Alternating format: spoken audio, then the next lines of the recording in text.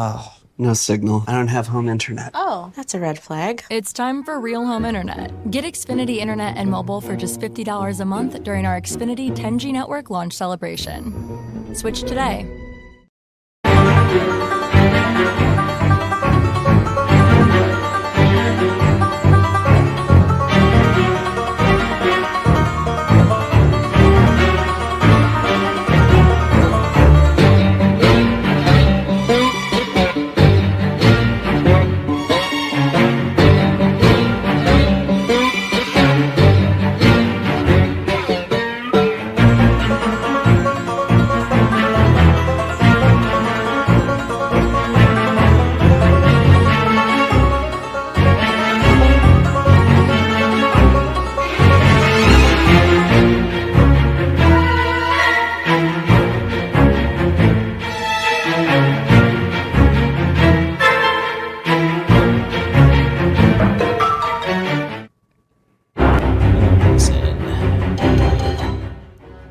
Okay.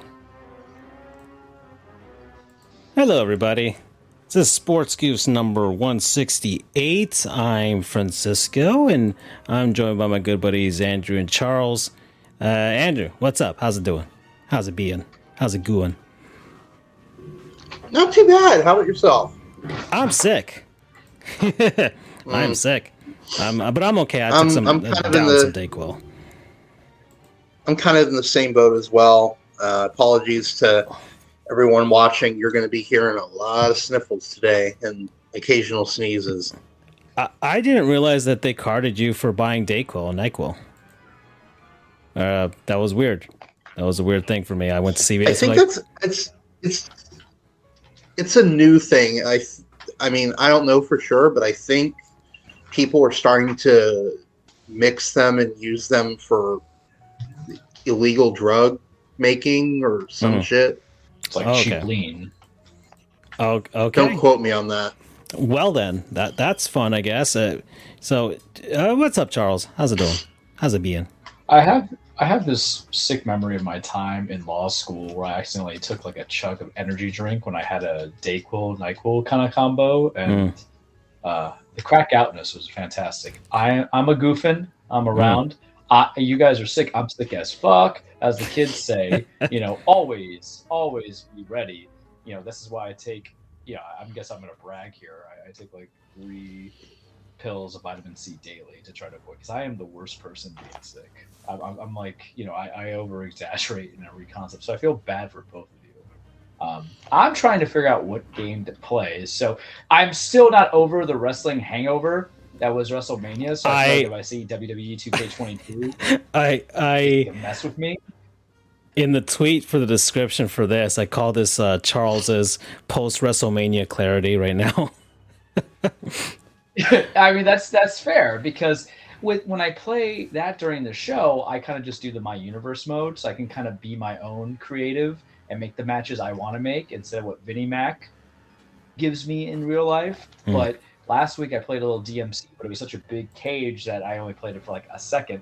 And I tried it before the show came on, but I couldn't do the final boss because I forgot how to do combos. So I'm like, all right, I'll do an hour of fighters.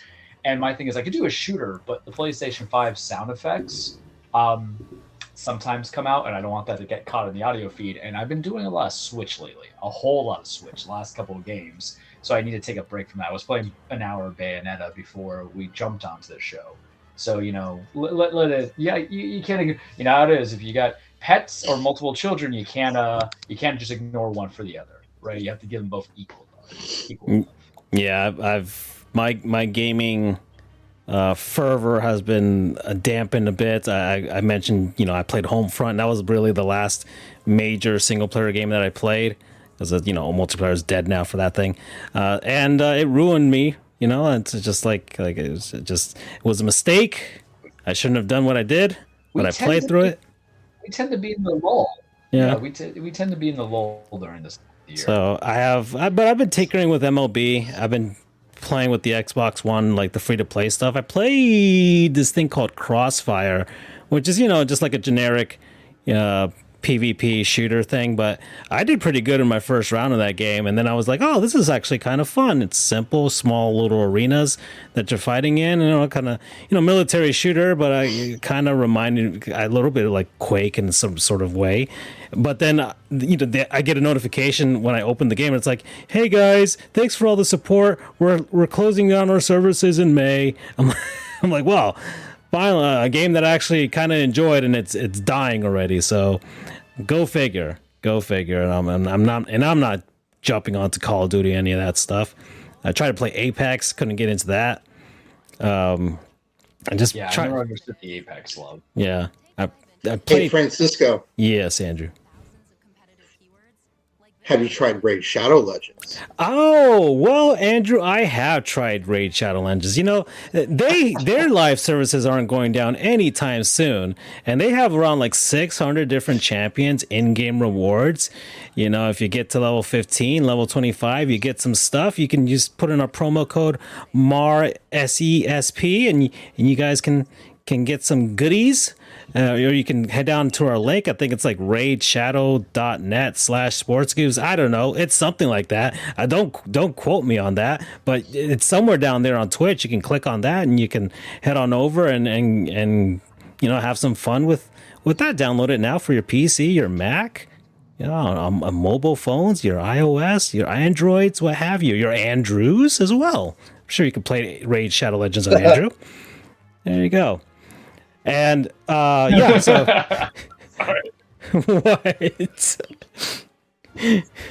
just have this, imagining of Andrew. Like, remember Bicentennial Man? With Robin Williams. Oh yeah. Yeah, I just had this image for whatever reason of Andrew coming back, not dying, and then becoming part robot and like a nanny, and then someone plugging Raid Shadow Legends on them. Definitely something you can see. Do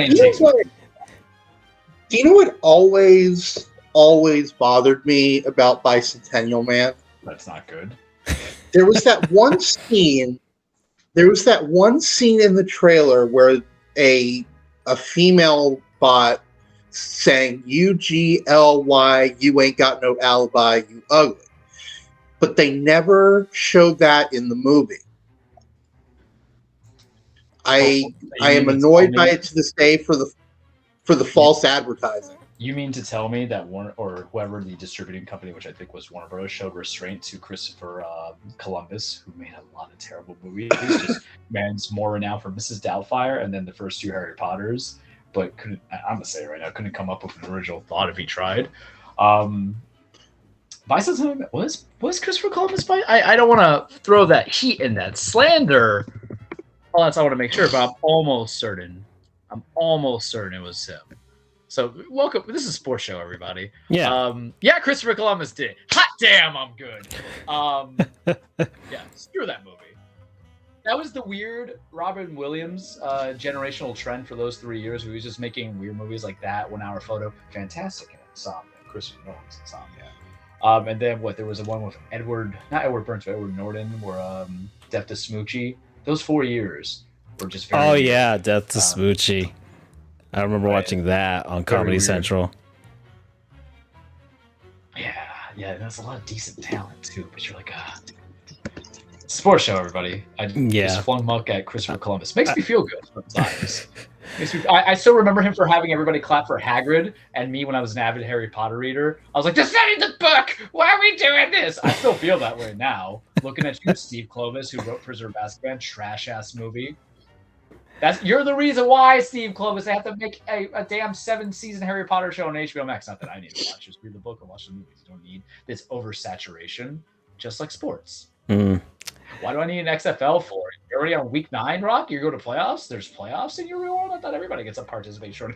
Could you imagine the winner of XFL? You know what the hell would be for me? Your entire family copy of Black Adam, terrible movie, and Terramano, tequila. I would just I'll just go sell cars or something. No, thank you. Sheesh. I was watching. Gosh, man. I keep remembering Black Adam. I'm just like, that was a movie. And then my friends there look me in the eye and say, that wasn't that bad. I'm like, I will. Snuff films. What was the best part of that movie?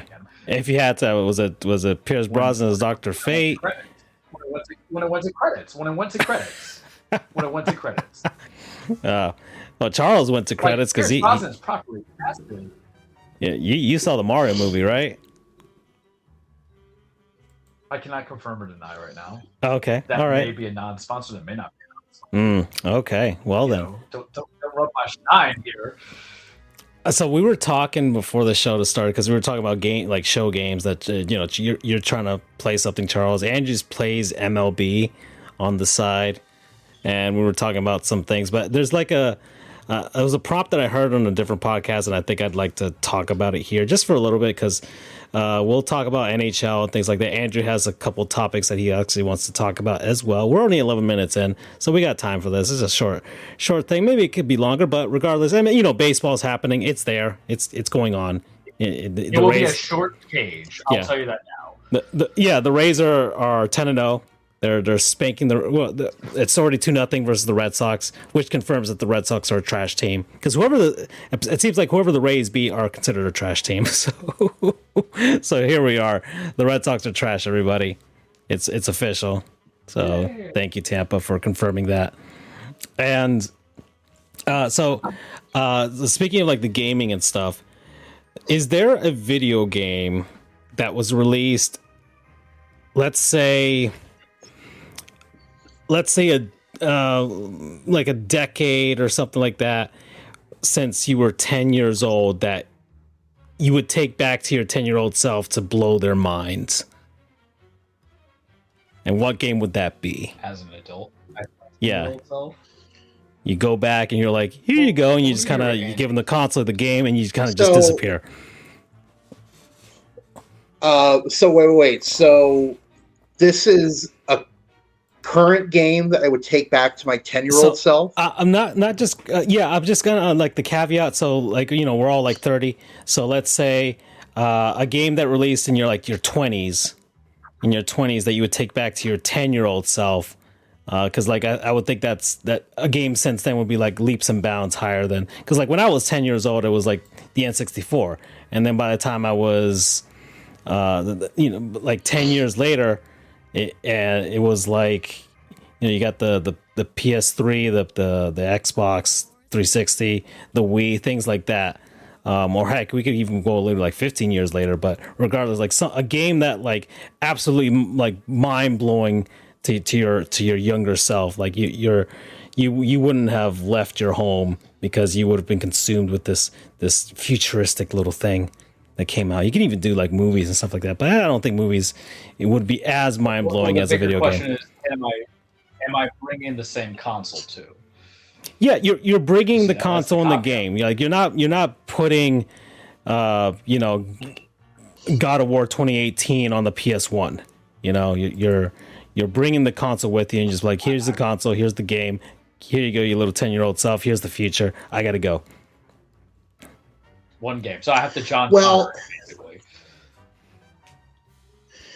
Well, for me, considering that the vast majority of games that I played were sports games, pretty much any, particularly baseball or hockey games, NHL, whatever the most recent NHL or MLB game, if only just to show the graphical increase, that in of itself would blow my mind. Because, I used to think, and honestly, let's be honest, all of us when we were younger thought, wow, these graphics are so lifelike and amazing.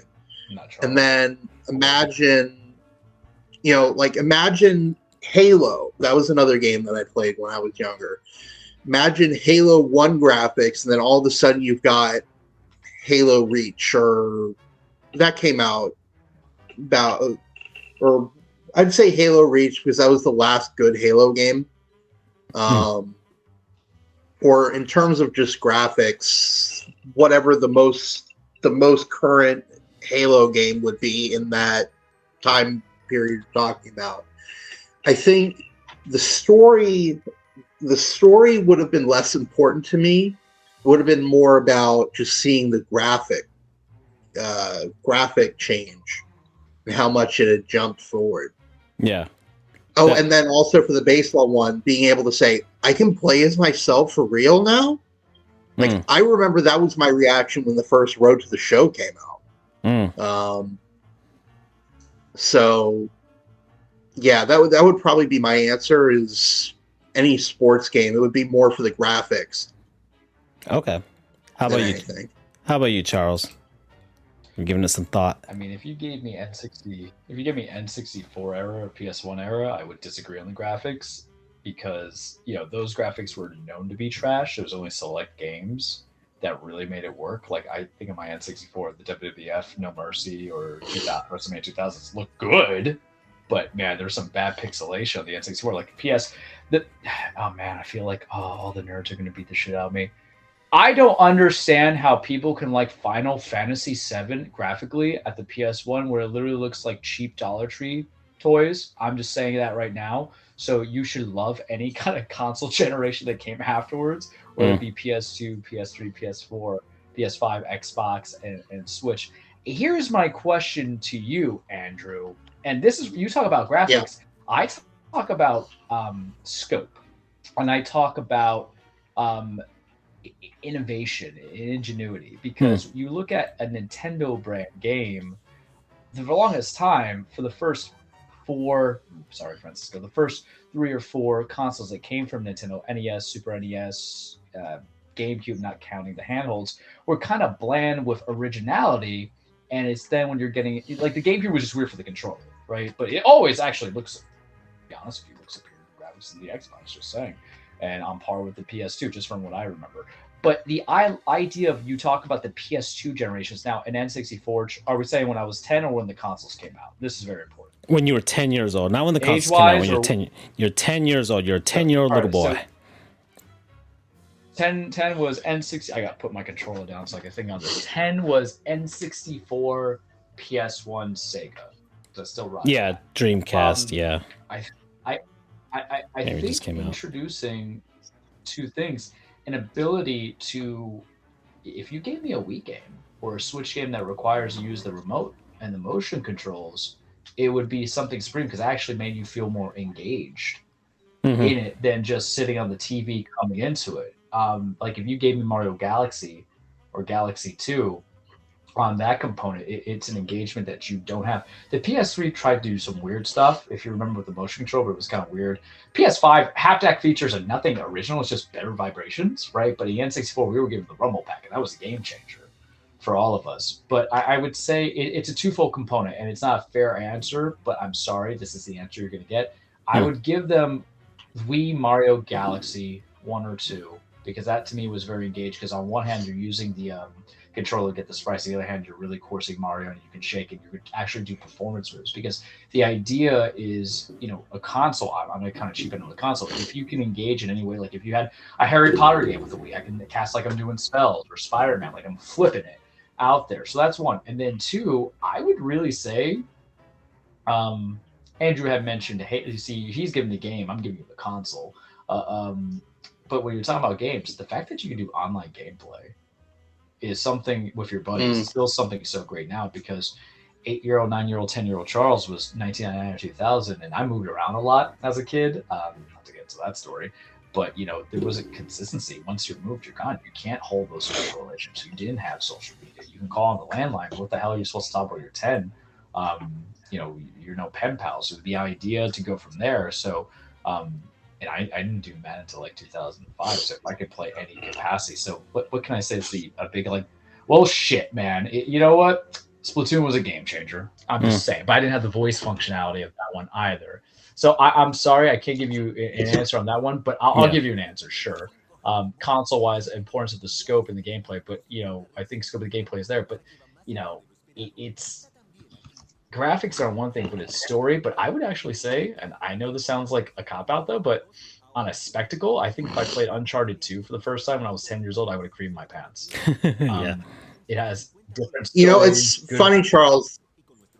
It's funny. I was just about to say, as I was thinking about it, because 10 years old it was 2002 for me. Halo came out just a couple of months before I turned 10. Yeah. So I think So my 10-year-old console generation would be Xbox, PS2. I think you're right. If I had access to Uncharted, which I'll be honest, I mean, again, I haven't played a lot of story mode type games, but Halo and Uncharted like my two favorite franchises. So I think if I had access to Uncharted, any of them really, I would have been my mind blown. I mean, my mind was blown when I first played that demo in fucking Walmart. So yeah, man, I'll tell you why. I don't know. Uncharted is like a movie in a video game. It's not a movie video game. It's not a video game movie. It's a movie video game. It's amazing. better than the actual movie that they made of the video game, I would assume. That is true. And the reason why I would say Uncharted 2, just example, I think that's my favorite one. Sometimes 4 takes it, but you're mixing in beautiful graphics, good story, action component. But I'm from the platformer generation, so there's not a surprise where I put in Galaxy as an option because it's taken the highest evolution of Mario for me. And even though I love Mario Odyssey, Galaxy is very, very. You guys heard me play it last year.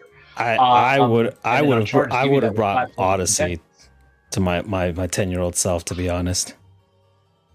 Yeah, well, now you can segue. What are you bringing to the 10? I'm bringing Odyssey as Odyssey's great. If as the game, because as much as I love Galaxy or Galaxy 2, I think Odyssey would have been like it would have blown my 10-year-old mind just from the graphics alone and just be like, and just comparing it to Super Mario 64, because that was really what Odyssey was kind of more of the spiritual successor of. Because Galaxy and Galaxy 2 were kind of their own thing. Galaxy 3. Odyssey was just its own thing. Like, it was more like Mario 64. There was so many references to Mario 64. It was insane. And like, if you go and deep dive it on YouTube and stuff like that, you can see how like basically that was what they were trying to do. It was like Mario 64, but 10 times better than what it was. So that's probably the game I would choose as like that's the game. But if like 10 years old, 97 for me. So yeah, I think I did get an N64 that year, but let's say if you caught me, I think I did get an N64 that year. Maybe I think later on in 97. I don't know if I had the Saturn. Because if I had the Saturn, then I'd have to bring like Sonic Frontiers or something. Because like even Sonic Frontiers for me as a mid 30-year-old here, like Sonic Frontiers, like I was just smiling end to end while I was playing that game. And Sonic games have been terrible for like the longest time, but Sonic Frontiers brought a smile to my face. I can't wait for all the DLC to drop. There's a bunch of it still dropping. I'm not going back to the game for like a year. Why I won't play it yet. Honestly, we shouldn't play it until like maybe like November, like because that's when the game released last year. Like there's so many new things that they've added. They're adding the spin dash now. They're gonna add the extra characters, so it's gonna be a completely different game by the time I go back to it, which I will. And then so that's what I'm waiting on for that. So because like Breath of the Wild seems like a cop out, even though Breath of the Wild, but even then I didn't even play a Zelda game by that point. So I don't know if my 10-year-old self would have handled it. What? Yeah, I wouldn't want Breath of the Wild there because it's so. You got to remember, you're also 10, so you're still dumb as a box of rocks. Yeah, the intuition of making things, crafting things. That's why I wonder how I could play platformers. Like, how the hell did I do this at 5 or 6? DuckTales? What? And the rage that I feel now to that game. Trying to play as an adult, but no, I can agree with you on that one. Yeah.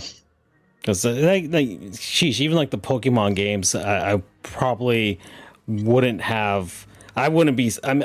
I like Violet, and I'm sure it would look mind blowing by then. But like, there would have been like 10-year-old me growing up and seeing like how much like if I brought back Violet and Scarlet and saw the evolution of gaming, I'm just like, why are these other games look better and play better than this game? I think that would have been a mistake. That was the choice there for those types of games. But all right, so just a quick thing. We're at 25 minutes, so that's what I wanted to talk about there. Quinn Snyder is coaching the Hawks. I forgot about that. The Heat game has started already, so that's going on. between the Hawks and the Heat here in Miami. And the other thing, Penguins and just right now. What happened? Oh, never mind. I thought you were going NBA for a second. I'm not ready yet. No, I'm not ready. I'm just talking about the scores right now because I just want to look at it. The Penguins and the Blackhawks are starting. If the Pens lose, I think the Panthers will actually make the playoffs. So they could clinch, even though the Blackhawks are a tanking team, but they could still win for pride because I'm not sure, but I don't think if they haven't locked the worst record in the league, then they would lose. But if they're not in the running for it no more, then they might as well win.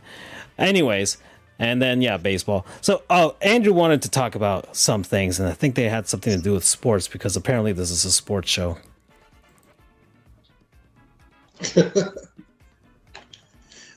So my big thing is, is this an Andrewverse thing? Can I just do that? Do you want me to go there? Sure. To your little studio yeah, why not? I mean, it's not as nebulous and crazy as a usual Andrewverse, but whatever. So the first thing I want to mention is there's some, as one person was describing it, there's some smoke coming out about, or renewed smoke coming out about potential conference realignment again in college sports.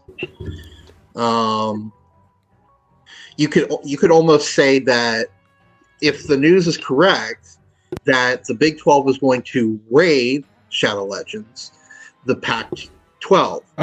Okay. But seriously, the news is that Colorado might be moving back to the Big 12. Colorado used to be in the Big 12 for a long time, but then in the kind of the big conference realignment that happened about a decade ago, they moved over to the Pac-12. But the Pac-12 is looking very shaky. Apparently, the only major suitor for a TV deal for them is the CW. Ooh. So you're competing with like the Flash. Exactly. Well, Flash is retiring, so that's why. Or they're ending it, so there you go. That's the reason. Oh, okay. Like, we need And sports. even then, and again, this is all rumors. This is all, none of this has been, said. I mean, the Pac-12 is saying that everything is fine, but their number 2 in command just left the conference for somewhere else. And then this news coming out that the only real suitor is the CW. Things are not looking good over at the Pac-12. And then there's been this, will they, won't they news for the past few months, ever since the UCLA USC decision to move to the Big Ten, that the quote-unquote Four Corners schools would be moving to the Big 12. And that would be Arizona, Arizona State, Utah, and Colorado.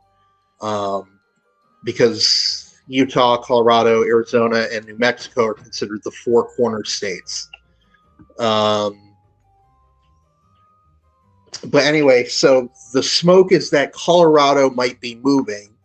If that's the case, that might set off a chain reaction where the other Four Corner schools might decide to move. I mean, Deion Sanders most likely would be pushing for that so they can get better recruits, right? I would assume. Oh, yeah. I mean, Texas and Florida, enough said. California, Texas, and Florida are kind of the triple crown of the best college recruits. I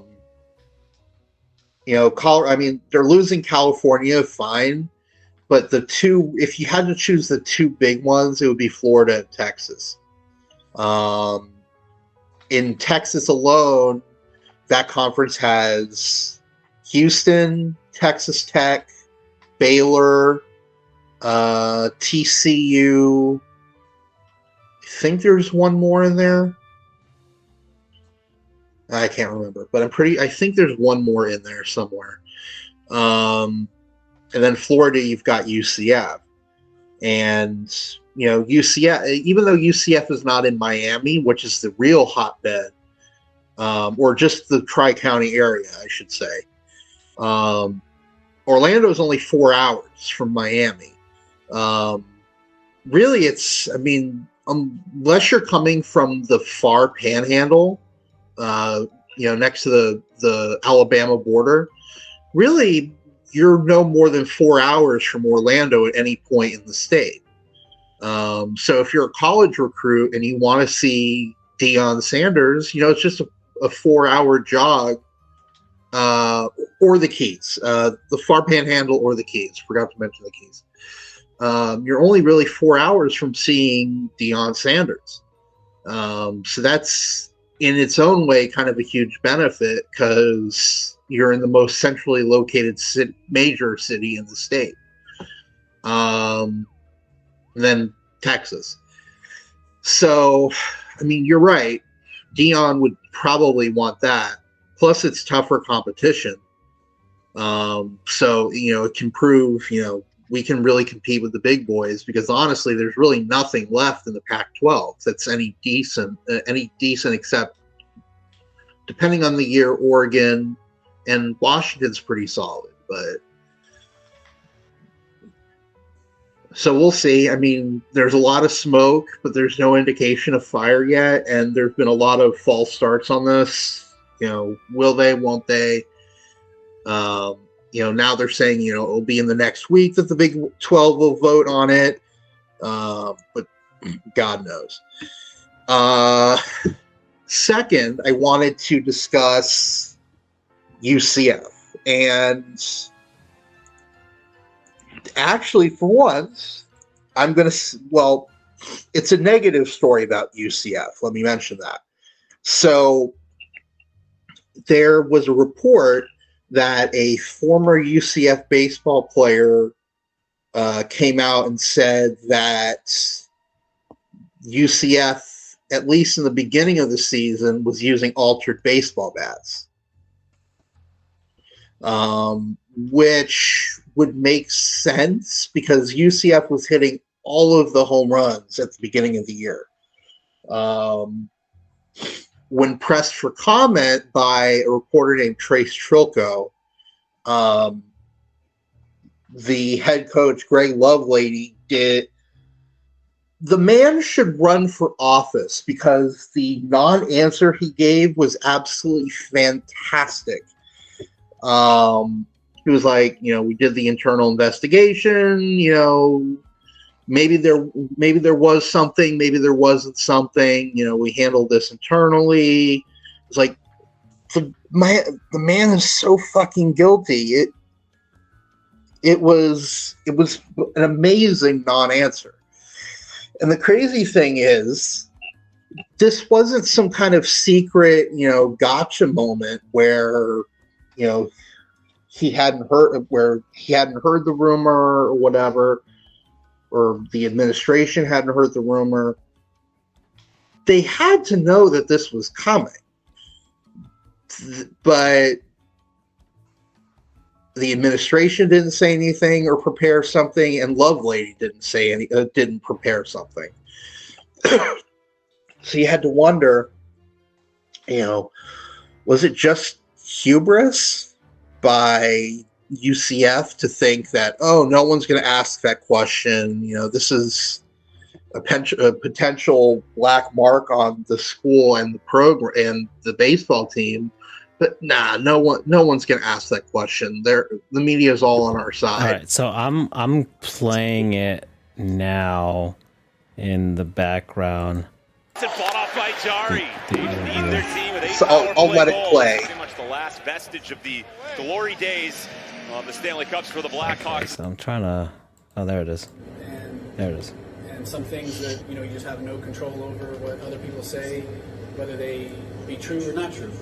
The things that you feel like you need to address internally, then we address them and make sure that those things don't happen, and the things that make sure those things don't happen. We don't obviously address them. So unfortunate,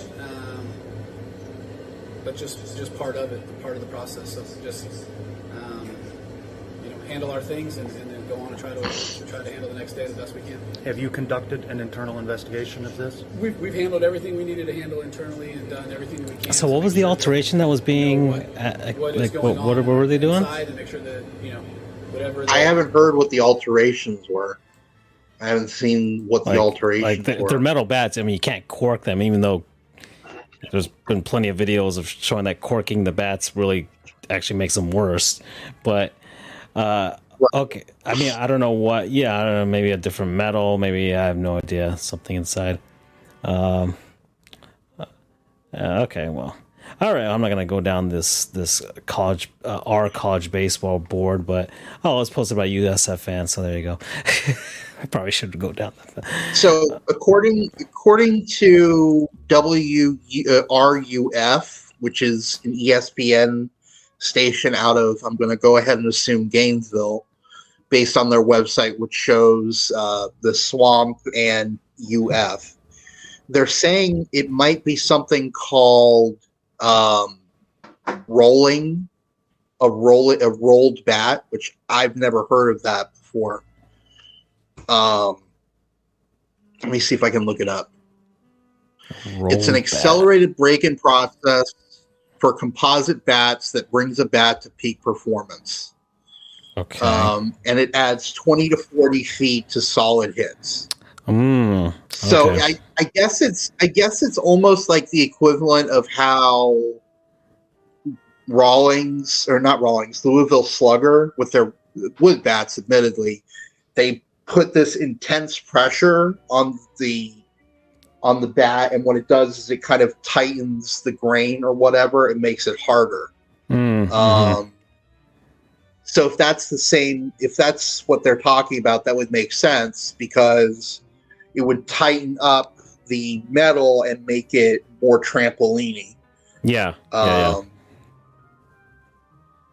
So, I mean, if that is what happened, I mean, shame on UCF. I mean, I just wonder how would they actually do that? I don't know what that process would be like. I don't know if there's some internal thing that they're doing inside to alter the bats like that. I'm not sure. It's like some sort of rub that you do on it. I have no idea. I've never heard of it, so I wouldn't know. But in any case, I mean, if Lovelady knew about this, I think he should be fired. I wasn't I wasn't really a big UCF fan at the time, but UCF did impermissible benefits back in like the early 2010s. They had like an agent or whatever and shit. So, I'm hoping UCF didn't do this, but if you listen to Greg Lovelady,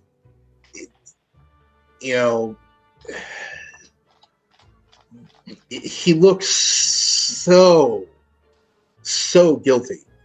So wait, have they found him? What makes it worse, I think. Assuming? What's that? Have they found him actually doing something, or is Andrew assuming? I mean, I'm assuming, and where's your loyalty to your team, man? Aren't you Mr. Justice for All, and all that stuff, innocent until proven guilty? You gotta support the love lady over here. I'm just saying. Listen, you're talking look at where I come from, where I'm like, I know Roger Clemens was juicing, but too many times on this show, what have I said, boys? I'm like, I didn't find anything on him. Ooh. Don't come to you. I mean, listen, in my ring ball there for baseball, they don't want. I mean, in my professional life, of course, I make no judgments. You know, as a journalist, you always say someone allegedly committed a crime, or you always assume as a lawyer your client didn't do it. That's the only way you can really survive in the business. Oh no. Trust me, we know what they be doing. We just say, but is it fair what's happened to them in the criminal world? Francisco can speak to it not as criminal. But here in my private life, I mean, if the dude had given even some semblance of a prepared answer, or even took the time to make it seem like it was false or whatever, fine. But his serious lack of an answer, I mean, unless he's a sociopath, unless someone is a sociopath, no one is that good of a liar off the cuff. I got defensive here. I feel like, and I know nothing going on, but I've seen many college coaches that literally give the same non-answer to recruit violations. Bama did it too with homeboy who was alleged shooting people up. And I think it's a PR thing more than anything else. Yeah, it's not an individualistic thing. Maybe it's closer to home for you, but take off the rose-colored glasses. It's something that you see all the time, and not just in college football, everywhere. In professional sports. Well, see, here's the thing. If it was a PR thing, Andrew, there are zillion ways that you could. Are they supposed to say, "Yeah, I did it"? I'm not saying that I'm not at all saying that he has to say that they did it. I mean, that would be stupid. And no one would expect that. But at least come prepared with some answer other than internal investigation. We may have done it, we may have not have done it. Take the time to prepare some sort of an answer instead of being blindsided. But I think that's the answer, though, because if you're going to an arbitrator or individual investigator, you can't really comment further than that without compromising anything. Well, then just say, I can't comment at this time. But that's the reason why you give a blanket statement. You don't have to say, I can't comment. So you're in a sense, like they're damned if they do, if they're damned if they don't at this point. Well, that's today. That's 21st century media right there. I know, but that's kind of like what's being said, I think. I'm just thinking of it from a PR standpoint. Like, no public relations person is going to be like, "Yeah, go up there, and we're not letting you. Like, just keep it to this script that we gave you. Internal investigations, and that's it. You don't say nothing more after that." That's somebody was in his ear before this. Because you, of course, who's there? The AD for UCF. This is not your guy, Lovelady. I almost said Lovelady, singing hi, Lovelace. Does not have autonomy to speak on behalf of the program. There's a full investigation. He's just a coach at the end of the day, right? I can't speak for the entire organization I work for. It has to be the CEO. Francisco can't speak for his boss. Going from there, I'm gonna say some insider stuff. It's just because maybe it's closer to home for you, Andrew, that you want more, you demand more, because what matters to you is the spirit and the letter and the integrity. But in reality, man, you see this stuff all the time. Everything, every speak, every organization. Side note, I got my ass handed to me in online playing fighters, and I just beat a guy now. So I'm like, this is good. Give me all that contradictoriness. Okay. But yeah, dude, you have to really go into you have to know your boundaries, because either A, you're implicating yourself by saying something, because remember, there's a difference between spokesperson for the university versus your own private attorney and counsel and agent. And then two, like, man, media, I'm sorry, I know both of you guys have media credentials. Media crocodiles in the lake, man, or in the swamp, they're gonna feast. At the end of the day, they can sense that weakness. That's why you've seen some guys Why do you think all these coaches act very vanilla in that sense? Because every time there's been something wild, they've been made a bad example of for a lot of coaches in the past, right? Where they just kind of dig themselves deeper and deeper and deeper. Mud. I think Lovelady kind of said the perfunctory statement, and it's perfunctory, but it's the same thing if you were a defense counsel, your client just got arrested. My client has to be arrested on his charges. We believe in fair process. If it's over, we will see that justice prevails. Poof. Guy has a murder-suicide charge, but hey, not murder-suicide, but murder charge going on, but you still have to go through the particulars. He's going through the motions. Maybe my example is a little bit extreme. I'm still a lawyer sometimes, so the brain was in there earlier today. Back to back in a row, I win. Sorry, I got excited. I don't usually win fighting games online.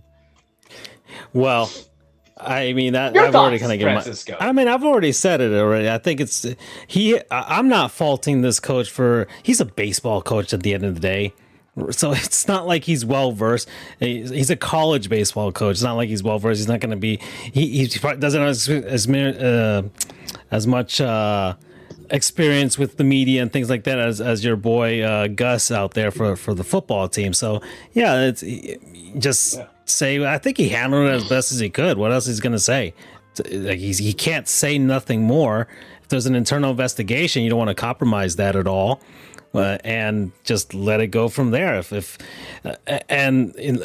he didn't know about it, then okay, then he didn't know about it. All right, we'll see what happens. Maybe some equipment hand on the side was doing this for the players and things like that, like under the coach's nose. Things like that happen. Heck, the Angels had that guy that was like just dealing drugs and all that stuff. That's one of their players dying. So that's stuff like that can happen under your nose. People cheating and they set the process.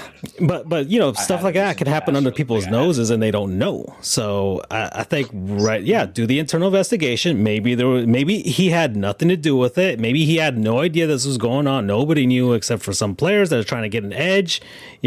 Baseball is competitive, man, and sometimes people do what they need to do in order to get ahead. Like David Ortiz took some steroids. Now he's a Hall of Famer. Look what happens, right? Fernando Tatis Jr. Ate a few poppy seeds. I don't know. That's his excuse, right? And so, So that's he said he had a ringworm. Yeah, there we go. That's what ringworm. So that stuff like that happens, right? Barry Bonds started eating a well-balanced breakfast. Like some players do what they need to do to get ahead, and same thing with like equipment and stuff. Guys cork their bats. Apparently, rolling bats is a thing that I just found out thanks to this, and. That could be it. Baseball is uber competitive, and players will undermine the system, will undermine their own organizations or schools in order to get ahead. So this coach might not have anything to say. He might have known that such a thing could exist, but just that it wasn't going down where he was. So that's all I can say. That's me. Alrighty. Well. If that's the case, then this just happened, right? This is like a few days ago. If that's the case, then that's on the administration for not taking the time to say, okay, you're probably going to get this question. Any good lawyer coaches a witness on what to expect question-wise, but it seems like the administration didn't do that with Lovelady. If that's the case, then that's definitely on them. I think you just want a better answer than what you were given, and I think he gave a satisfying answer. I think even if they did do administration, it's from there, and I think that maybe it's just close to home because you can't necessarily. I mean, this is a former player, right? This is a former player that's accusing or that's saying that this happened, right? Correct. So former player. I mean, how good has USCF been in baseball? Like, what has been there? Like, are they? They don't make the tournament, right? No. Okay, so we're definitely a below average program. That's for damn sure. Okay, alrighty. You sound like you're a mile away, by the way. We need all the help we can get. Yeah, you're far. unless you went to get something. But anyways, taking off public. So I guess that's kind of the end of what I wanted to discuss. But, that took up some amount of time. We can move on to something else. we're at the 50-minute mark. Let's see. I'm just going to go through another score update. So Heat are down 9 right now after the first quarter against the Hawks. So that's what's going on. I haven't looked at the stats or anything like that, but I'm watching it on the side and I'm getting a bit concerned here. But the Heat, I mean, they have 2 chances, right? If they lose this one, then they got to face the winner of the 9-10 game, right? 9-10. Yeah. Okay. Yes. So there you go. The Marlins are actually winning. It's 2-0. Dear Lord. Or the NBA The Rays are spanking the Red Sox. 5-0 right now. Yankees are winning 10-2. Oh yeah, because you guys lost yesterday, right? So there you go. So that's the baseball stuff. Okay, so let's just do a word from non-sponsors. We're at the 50-minute mark. Let's start early, right? People and places and things and concepts and what have you that we've been enjoying over the last week. All right, so who wants to start this week? Let's go. I will start. I started last week, so I'll let one of y'all do it. Go ahead, Charles. I am 33 years old, and when you get as old as I am, not many things are a constant. Thankfully, I've been blessed to have my hair still be a constant. I have some friends of that age who don't. Sorry, guys. Natural hair products, it helps you. Good shampoo, good conditioner. What can I say? Animals don't stay with you. Family and friends kind of do, but then sometimes they suck. You want them to stay away, but we love them all the same. But you don't get to keep your favorite shirt. You don't keep mementos. But there's one constant that I've had for 33 years, and that's a little Italian plumber based off of New York. And I remember playing Mario on my NES, and I remember playing him on Super NES, and I remember playing him on my GameCube. I played a couple good Mario games on GameCube. GameCube was kind of like a hit or miss console for me. Sorry. I remember playing him on my Wii, and I remember playing him on my Wii U, and I remember playing him on my Switch. We talked about Mario Odyssey, Smash Brothers, all those fun things. Mario has been a integral part of my life and foundation. When I hear "It's a me, a Mario," I'm like, yeah, and his brother Luigi, wow, all that stuff, and then Princess Peach, and then Bowser. They have been constants. And I saw the Mario movie, and I remember we were all talking about the Chris Prattness. Remember, we're like, and I kept some of the memes, the heartbreak meme, and what do I send it to you guys? We're in agreement. I said the Mario and Luigi meme, and I was like, oh man, I remember I saw that last trailer. I'm like, this is for me, isn't it? So I saw it over the weekend. It was everything I wanted it to be. It was directed by and produced by Illumination, the people who did like Minions and Despicable Me. And I only saw one Despicable Me movie. I didn't see anything else, but I thought it was cute, whatever. And watching the trailers, I was like, okay, you got Charlie Day here, you got Chris Pratt doing this guy. And I remember being like, Jack Black as Bowser wasn't intriguing me. Anya Joy Taylor was Peach. Keegan Michael Keel, he is Toad. It is a 90-minute start to finish tug on my heartstrings for anybody who was introduced that little Italian plumber from essentially the old Jumpman or Donkey Kong, right, back in the days, to your Marios, and it hit all those points. There's callbacks to old NES games and Super NES games. They're not even just of their franchise, but other franchises. They have. Why is there big sounds going on? It's windy up here, and I got a roof that's probably gonna fly off. That'll be happening. Maybe it's Mario about to come down and beat the hell out of me for not giving the proper credence to his history. Who knows?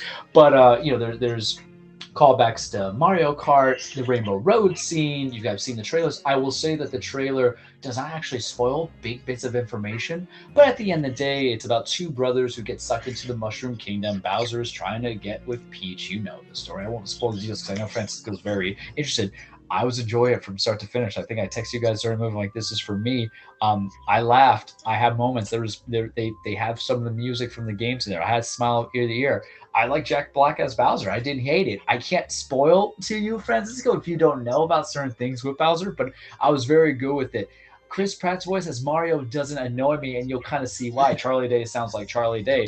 I think my only complaints that I have that I'll say on the show, and once Francisco watches the movie, then him and I can inquire further on it, is that the movie ends. But if this is going to be the start of a Nintendo verse, I don't need to be like Marvel or produce everything. I really don't also want Illumination to do all those movies. I can't imagine them doing a good art style for Zelda or for Star Fox. Not that I'm ever gonna get Star Fox of anything, but I was very satisfied with the Mario movies. I think Donkey Kong, Seth Rogen's Donkey Kong, that made me very happy because I always joke with DK because one, he wears a tie, he's got good hair, and he's built. I like to think I'm 2 of the 3 of those. I'll leave you guys decide what the 2 credentials are.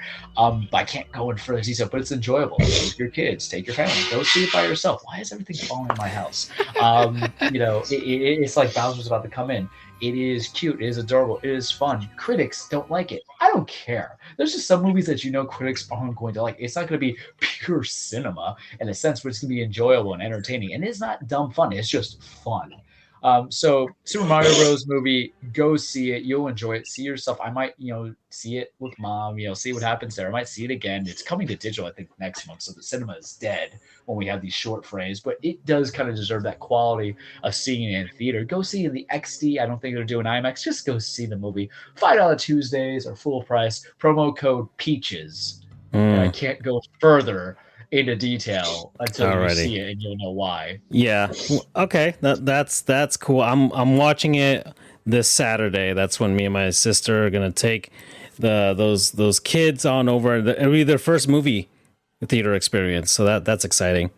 They haven't been to a movie theater. Pandemic happened, so everything they've just been watching is on TV and through their iPads and so yeah. I'm like, they're it'll be an interesting experience for them, for sure. But it's for you though, and for your sister. Really, I just needed hey, let's just go see Mario, please. I want somebody to go. I mean, I would have seen it by myself anyway. But it's perfect for me because remember I was playing Mario Rabbids right into the segue. I mean, I got my 2 amiibos or 3 is 2 of them are Mario and Luigi, and I got a Splatoon one, and I'm sure I have other nonsense of Mario things. It's with you and it's a constant, and you love it. You just love it. You feel good. I don't know anybody who has seen it that hated it because it's for you. It cares. All right. Okay. Well, I'll go next. All right, Andrew, go ahead. So this is a game that I've played for a few years. A new version comes out every year. RuneScape. It's called Tap Sports Baseball. Okay. Yeah. It's a fine game. I mean, it's never going to win any award. Okay, that's interesting. Well, they bought the rights to it. Oh, okay. So they might be dipping their toes back into the baseball stuff, maybe. Yeah.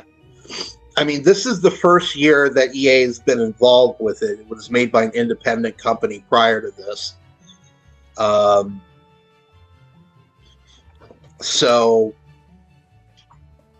anyway, it's a fine way to pass the time. I mean, it's like I said, it's not going to win any awards. It's not the most accurate game. I mean, Marlins Park in the game still has the green fences and the home run sculpture. So, I mean, this game hasn't been updated in 5 years at least, Lord. In some regards. And they just update the rosters. Well, they upgrade the rosters every year. Okay, but I mean, the fact that they didn't take the time. It sounds like it's a minor change to Marlins Park. They kept the same model they've been using. When was the home run sculpture removed? 2017? 2019. Was it really 2019 that they removed it? Because Jeter came in.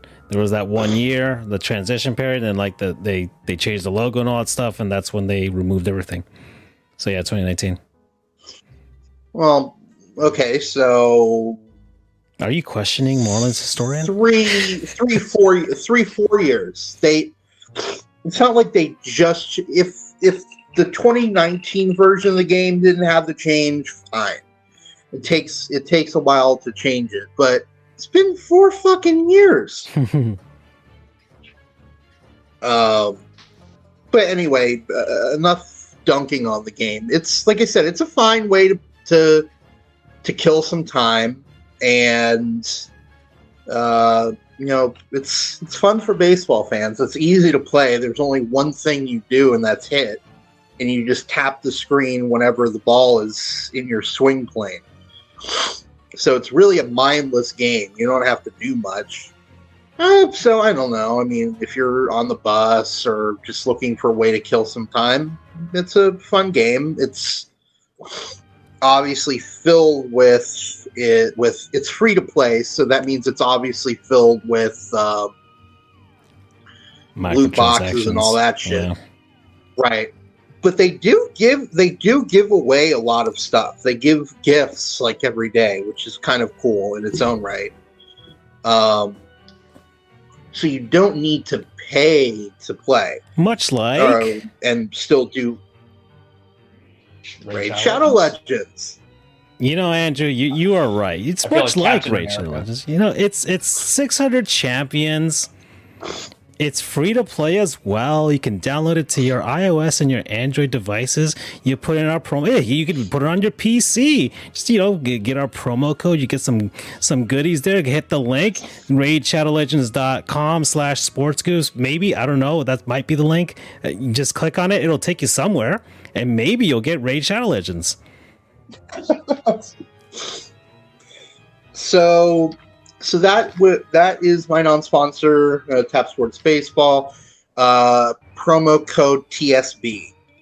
Nice. I played it briefly on my phone during the pandemic, and I didn't have MLB The Show hadn't been on all these systems by then. And it's pretty good. There's a few baseball games like that. There's Tap Sports Baseball. There's MLB 9 Innings, which is also pretty good, and has an updated model of the stadium, Andrew. So that one's more in depth. You can pitch in that one. You hit all that stuff. You can manage your team. It kind of works. We played that once during the pandemic, right? Yeah, we played it against each other because we were looking to play something. So yeah, cool beans.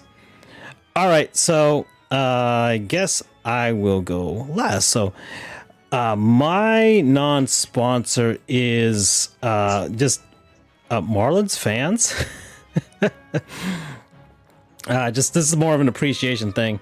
So guys, if you, I retweet this show on my Marlins Twitter account. I have so far like 2,700 followers over the last 3 years now. Since I started it during the pandemic because I was just trying to find something to do, and since then it's been pretty fun. It's been a fun thing to do on the side, and I've gotten a little closer to Marlins fans, Marlins former players, and people who work with the Marlins, and people around the baseball spectrum. And it's been really fun. So recently, and once again, this all seems like I'm trying to promote something, but maybe I am a little bit. I posted a new t-shirt design that I made of the Marlins of Pro Player Stadium back in 2003. It's just the seating map from the stadium way back when, and it seems like something simple, something not too intricate, but it took me some time just to do it and put it together. But I posted it, just hey, if anybody wants to buy this, it's up for sale now. I edited it. It took me a couple days just to finish it and try and make it as accurate to the seating map charts that they had as possible. And a bunch of people liked it, and a bunch of people have bought it. It's the best-selling thing on the merch store right now. And so I'm just How giving many this. sales? I haven't checked, but it's at least 15 shirts thus far, which is saying something for us, right? So 15 shirts. So that's pretty cool. I'm glad people like it. I'm hoping someday I'll walk around the ballpark and I'll see somebody wearing a shirt, and I'll be like, oh my God, there it is. That'd be really humbling and really sweet for me just to see. But just Marlins fans in general, because we suffer through a lot. there are dozens of us, and it's not easy. It's not easy being a Marlins fan, and I know we've had Jeremy on talking about it as well, and Andrew's a Rays fan. As much as the Rays have their own issues with like not having a new ballpark and things like that, you guys at least have a good baseball team. That's true. I would so trade every single one of our players for every single one of your players right now. So just the combination of the two teams, just like that. Okay, we have the ballpark and we'll get the players, and that's how it is. Except for Sandy. Yeah, except for Sandy. Sandy stays. Jesus Luzardo stays, and Luis Arias stays, and Jazz Chisholm. They stay. Everybody else can go. And then but yeah, it's been cool. Marlins fans, thank you. You're my non-sponsors, even though you guys are actually paying me. So in a way, you're sponsors in this sort of roundabout way. But promo code PAIN. Oh man! Apparently, Jeffrey Loria wrote a book, and Jeffrey Loria wrote a book, and I think Eli Sussman, who runs Fish Stripes, good guy. He was reading the book. It's like 400 pages long, and Jeffrey Loria. This is how much of an ego this man has. Equates the Marlins home run sculpture to Egyptian art. And that Derek Jeter desecrated the art world by dismantling it and putting it outside where it has to be in the elements and will rot and be destroyed. And so I find it fitting now that it's outside and doing exactly what Loria did to the baseball team for so many years and to the fan base. So, Jeffrey Loria, go fuck yourself. That shit's staying outside where it belongs. And it's one of the few things Derek Jeter actually did a good thing about while he was here in Miami. There we go. If I'm being honest, I mean, he's got a point about it rotting in the elements, although that's easily fixed. You just hire somebody to, rust remediation and upkeep. But in some ways, I think it's better for the art world because now more people can see it and they don't have to pay. Yeah, but no one goes to those games, so what can they see? Oof! Sorry. I had to do it. Oh boy! All right, guys. Yourself up for Although that, I will say this.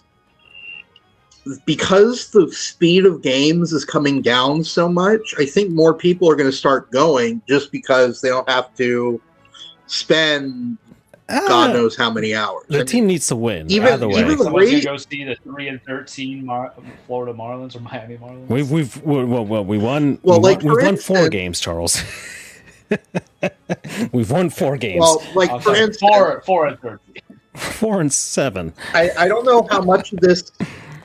Like for the Rays, for example, their attendance is going up. I mean, admittedly, part of that is due to the win streak. And then a large part of that is due to the fact that they, at least for the Oakland Athletics series, opened up a lot of seats for only $10. In the lower level, well, that's the only level that's open. They've closed up the top level. So something that the Marlins and the Rays do have in common. Yeah. But in any case, if I can be home, if I know all right, game's going to be 2.5 hours, I'm going to be more willing to go to a game at 7:00 at night. Yeah, I mean, so far I've told you about my experience. The game I went to was 2 hours and 9 minutes. That was insane, right? And I didn't feel like the Rays.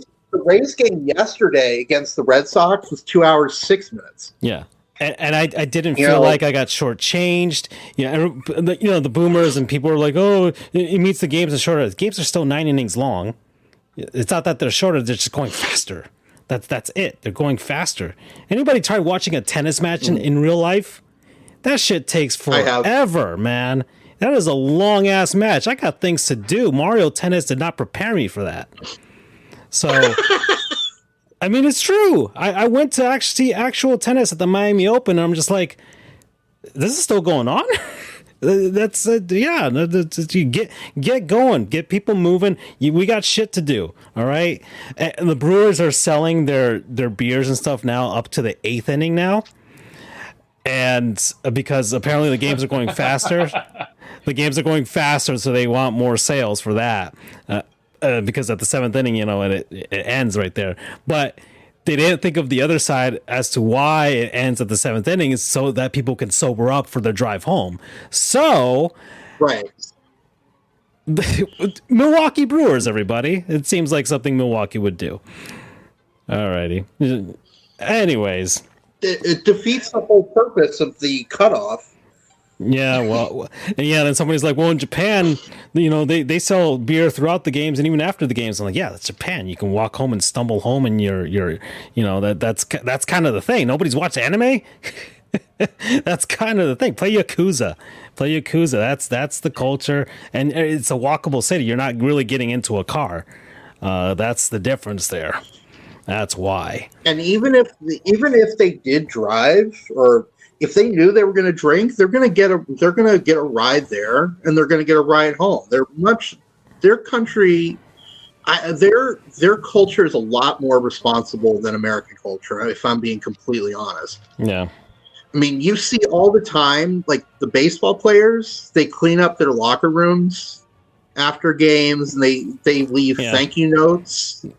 Yeah. Fans at the World Baseball Classic, or not even the World Baseball Classic. I saw it at the World Baseball Classic when the game ended. There was actually, he was a Puerto Rican wearing a USA jersey, and as soon as they lost, he kind of just tossed his beer on the ground and just walked away and was like, right. That's what I'm throwing Puerto Rican. I'm shooting strays at Puerto Ricans right now, but I think Charles wouldn't mind. Well, I'm going to give another example. We're Latinos. We can make fun of other Latinos. That's fine. I'm going to give another example. Let's say one thing, you want to keep your own country, your own baseball park clean. And that's something you have a responsibility for. But during the 2018, 2022, whatever World Cups, which were in Russia and Qatar, Japanese fans always cleaned up after themselves. Yeah. They are just a much more responsible culture than non-sponsor to the country of Japan. Glorious Nippon. Right? I think we all can agree with that. Plus, they make good anime. Yeah, they make so you gotta appreciate them for that. I mean, listen, remember World Baseball Classic? Dude. I mean, granted, I do love cultural irresponsibility of the drinking at games. Anime is where it's at, guys.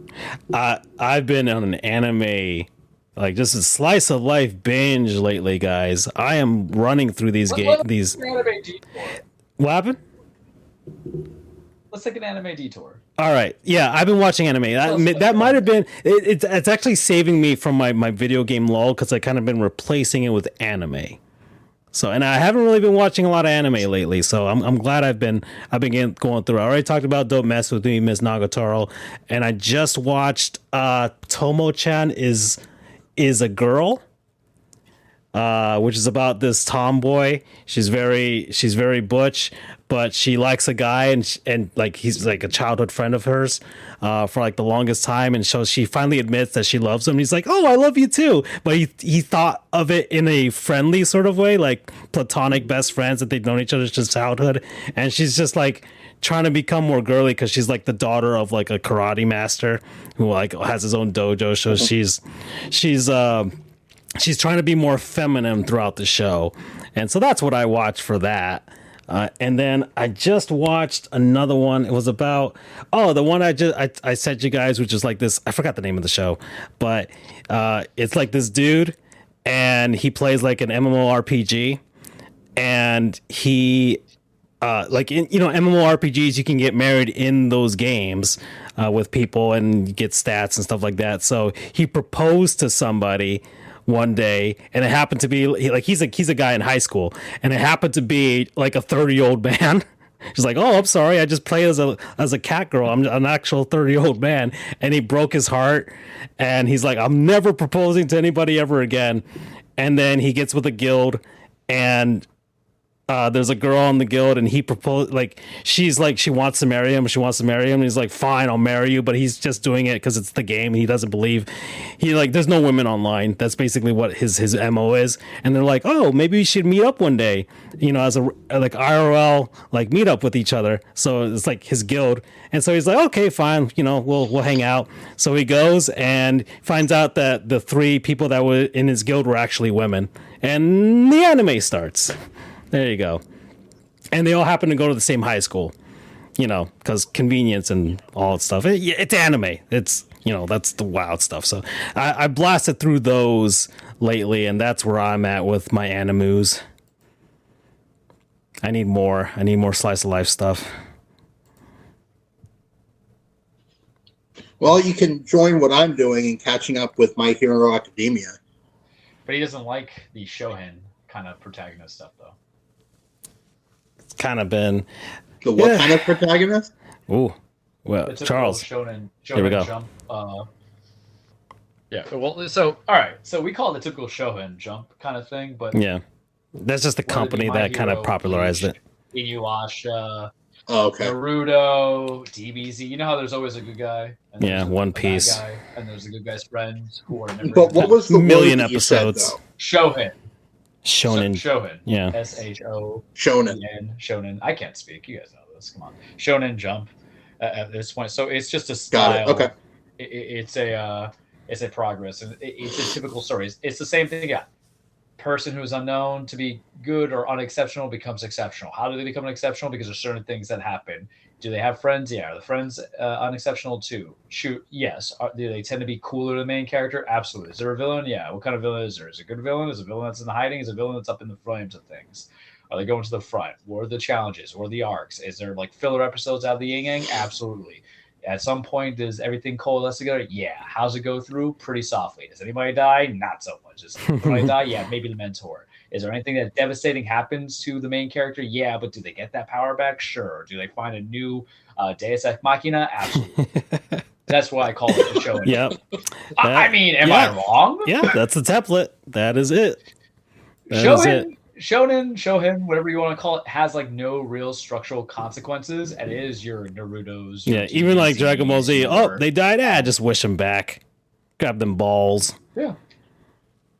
Yeah, but it's the typical feel-good story. You know what it is? It's your typical King Arthur hero stuff. It's your Star Wars. It's your Luke Skywalker, not Disney Star Wars, because that's trash, but it's a lot of those things. So that's my kind of anime that I enjoy. Why? Because I like good people succeeding, and then I like compelling stuff that comes in. Do I like a little mature themes come into it? Yeah, I watch Fullmetal. I watch Cowboy Bebop. Those are not. And I imagine it's. But would you consider? I imagine it's a genre that yeah. And 2 or 1 run home run for the Rays. Josh Lowe goes to right center field. That's 6-1 Rays. Meanwhile, over on the mainland of Florida,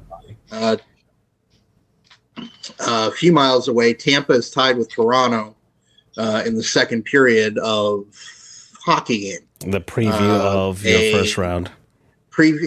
Yeah. We'll see. I mean, I don't put much faith into the result of this game. I don't think this is going to be indicative of how the series is going to go, if I'm being completely honest. I'm sure some people are going to be like, "Oh, we're going to win because we won this game," or "Oh, Toronto's going to win because they won this game." But I don't think so. And don't look. But anyway, so I imagine. Don't look right now. But I'm going to have comments. Charles, I imagine. So Charles, I imagine this genre is more kind of like a, makes, well, like you said, feel good, or it's uplifting, positive, things like that. Francisco stuff might be, but it's a typical thing of chosen hero finds a way to save the day. That's really what it is, with the most minimal amount of adversity. Because to me, there is minimal amount of adversity. Yeah, whatever challenges are there, then it'll like in the end they'll find a way. Although once again, Deus Ex Machina. Oh, there happens to be another power level that's over 9,000. Like the running joke I like to make is Goku decided to remain dead and not be a father in order for the story to progress differently because there's always a way out. Dragon Balls, the original, to nerd it out for a second, to be a nerd, the original concept was on Earth Dragon Balls, you die once, you can't get wished back, death is final, if it's more than a year, you can't come back, all these things. Well, how do we do with multi-res? Namekian Dragon Balls. You get 2 wishes now instead of 1 wish. There's always just something, because at the end of the day, human beings, even the most cynical, nihilistic person, loves the concept of the good guys prevail, right? Plenty. They don't like the sad boy endings. Sometimes you get my stuff, Andrew, is the slices of life stuff. I mean, in a way, like a lot of them turn into harem animes, which is, like it's typically the main character. It's a little weird. The main protagonist is a dude. He's in high school, most likely. There's very few that they're like adults. Or like in college or things like that, but a few of them do that, and he just happens to be in the circumstance where he's surrounded by these beautiful girls, and he's kind of a weirdo in a sense, or just happens to be like the guy, even though he's not the popular guy in the school, and like everything kind of works out in the end. But some of them are just like centric around like just certain characters. Some of them are like all girls, and they're just like hanging out and just they're like a band or something, and they just travel and do band stuff. So that's cool. They're just like in a club for that. And then you get some weirder stuff like Haruhi Suzumiya, like that the melancholy of Haruhi Suzumiya, where it's kind of like more like supernatural and pretty interesting. I think that's, if you had to watch one, that would be one I would recommend for that. Just because it's a bit out there for sure, and some of them are just like, oh, this is a nice little thing, and things kind of sort of work out in the end, except for certain other, like, oh man, like there's one called like was it Clannad, and that shit gets depressing at the end. Anyways, that's the stuff that I watch, and but occasionally I'll dip into the other stuff. So I'll watch like One Punch Man or Mob Psycho 100 is pretty good. Also, I like that one. I haven't caught up on it, but I'll get to it eventually. And then there's like the joke stuff with like The Way of the House Husband, which is yeah. Anyways, we're at an hour and 23 minutes. So let's see. So I guess hockey scenarios for everybody. So the Penguins are 0-0 against the Blackhawks. The Penguins win. They will keep their playoff hopes alive. If they lose, the Panthers clinch. And tomorrow's game against the Hurricanes won't matter too much because the Panthers hold the tiebreaker over the Islanders, who can tie the Panthers. The Canes, I think, were winning against the Blackhawks. If the Canes win, and there's some scenarios where if the Canes win and the Devils lose or something like that, the Canes will win the division, so they'll have nothing to play for. There's like a ton of spots available for hockey right now. So it's pretty interesting. It's pretty fun. I don't want to go too much in depth into it, but that's the scenario for my teams right now. And the Boston Bruins set the single season record for victories in a season. And so if they get one more win and they have, was it 2 more games? Yeah. So they're playing in one right now. So and then they obviously have one more after that. So if they get a win in one of their next 2 games, they're also going to set the points record. Yeah. Which is currently at 132, set by, I want to say, Montreal back in the 50s or something. It's definitely Montreal. Yeah. I'm going to double check, but just for my own test of memory, I'm going to say 51-52, just because I'm crazy like that, and I want to see if I'm right. But either way, the record is 132 points. They're currently sitting at 131 is Boston. So if they win tonight or whenever their next game is, they will set a record. So they will officially, by pretty much every metric, be the best regular season team in NHL history. But the thing is, if they lose in any round, if they don't win the cup, it's an unsuccesss season in my mind. Kind of like the 18-1 Patriots. Well, every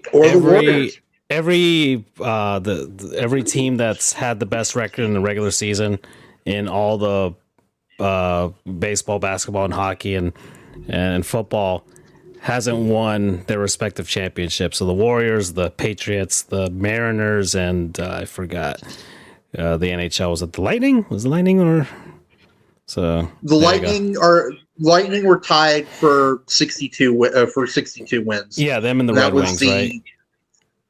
That was the fateful law of sweep in the first round. But the Jackets. Honestly, in hindsight, that ended up being the best thing for us because then we went on to win 2 Stanley Cups in a row. So I have a question. But I was wrong, unfortunately. It was the 1976-1977 Canadiens with 132 points. I have a question. So I was off by about 20 years. Is the Bruins, because I know they're a bigger market in hockey, we have the Brad Marchands, right? Is them breaking all these records and them actually winning, given the circumstances of how hockey is more accessible to be watched, is it good for hockey business and the hockey fandom if they were to succeed? I mean, like people hate Boston teams. People hate Boston teams, as we all know.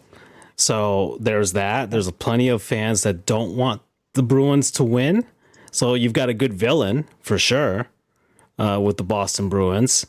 Because, gosh, man, they're not really a feel-good type of team. It's a Boston team. They're pretty arrogant as fans in all sports.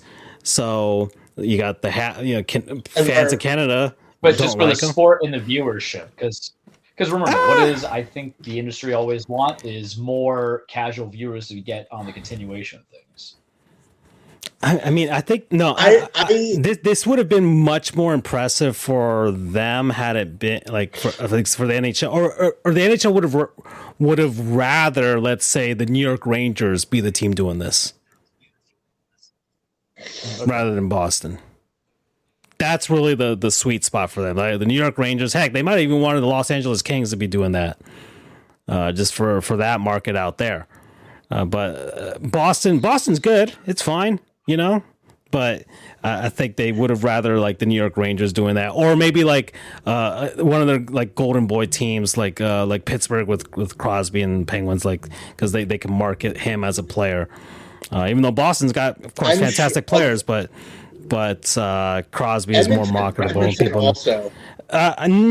For Canada, sure, but like I'm talking about like Charles was talking about hockey as a whole, so that would be the American markets, like because.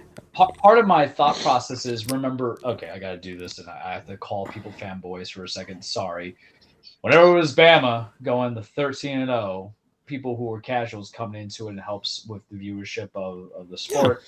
The Warriors, Lakers, the Yankees. So with the Patriots, God, the Patriots is the worst because it created two issues. It was those who loved the Dolphins and 72, wherever it was, and didn't want to see the Patriots win it all, and also Tom and Bill not winning one, and then also everybody else who gravitated towards them. And for hockey, I haven't just seen that, even with being part of this podcast for almost 5 years, where you'd have a fervor. If anything, it was the Lightning that would have created that fervor if they went back to back to back and won it all back to back to back, I think. But I think people like the idea of broken records for success and then winning it all, because you look at, not to get, transition to a different sport, but like the Super Bowl, who just won? The Chiefs, and then God knows who they just played because my brain doesn't want to work the way it used to work anymore. San Fran. But they were both 1 seeds. Philadelphia. No, they played Philadelphia. Oh, Philly. That's right. I'm talking about the current. I was thinking about the other one. Yeah, they're both 1 seed. Mm-hmm.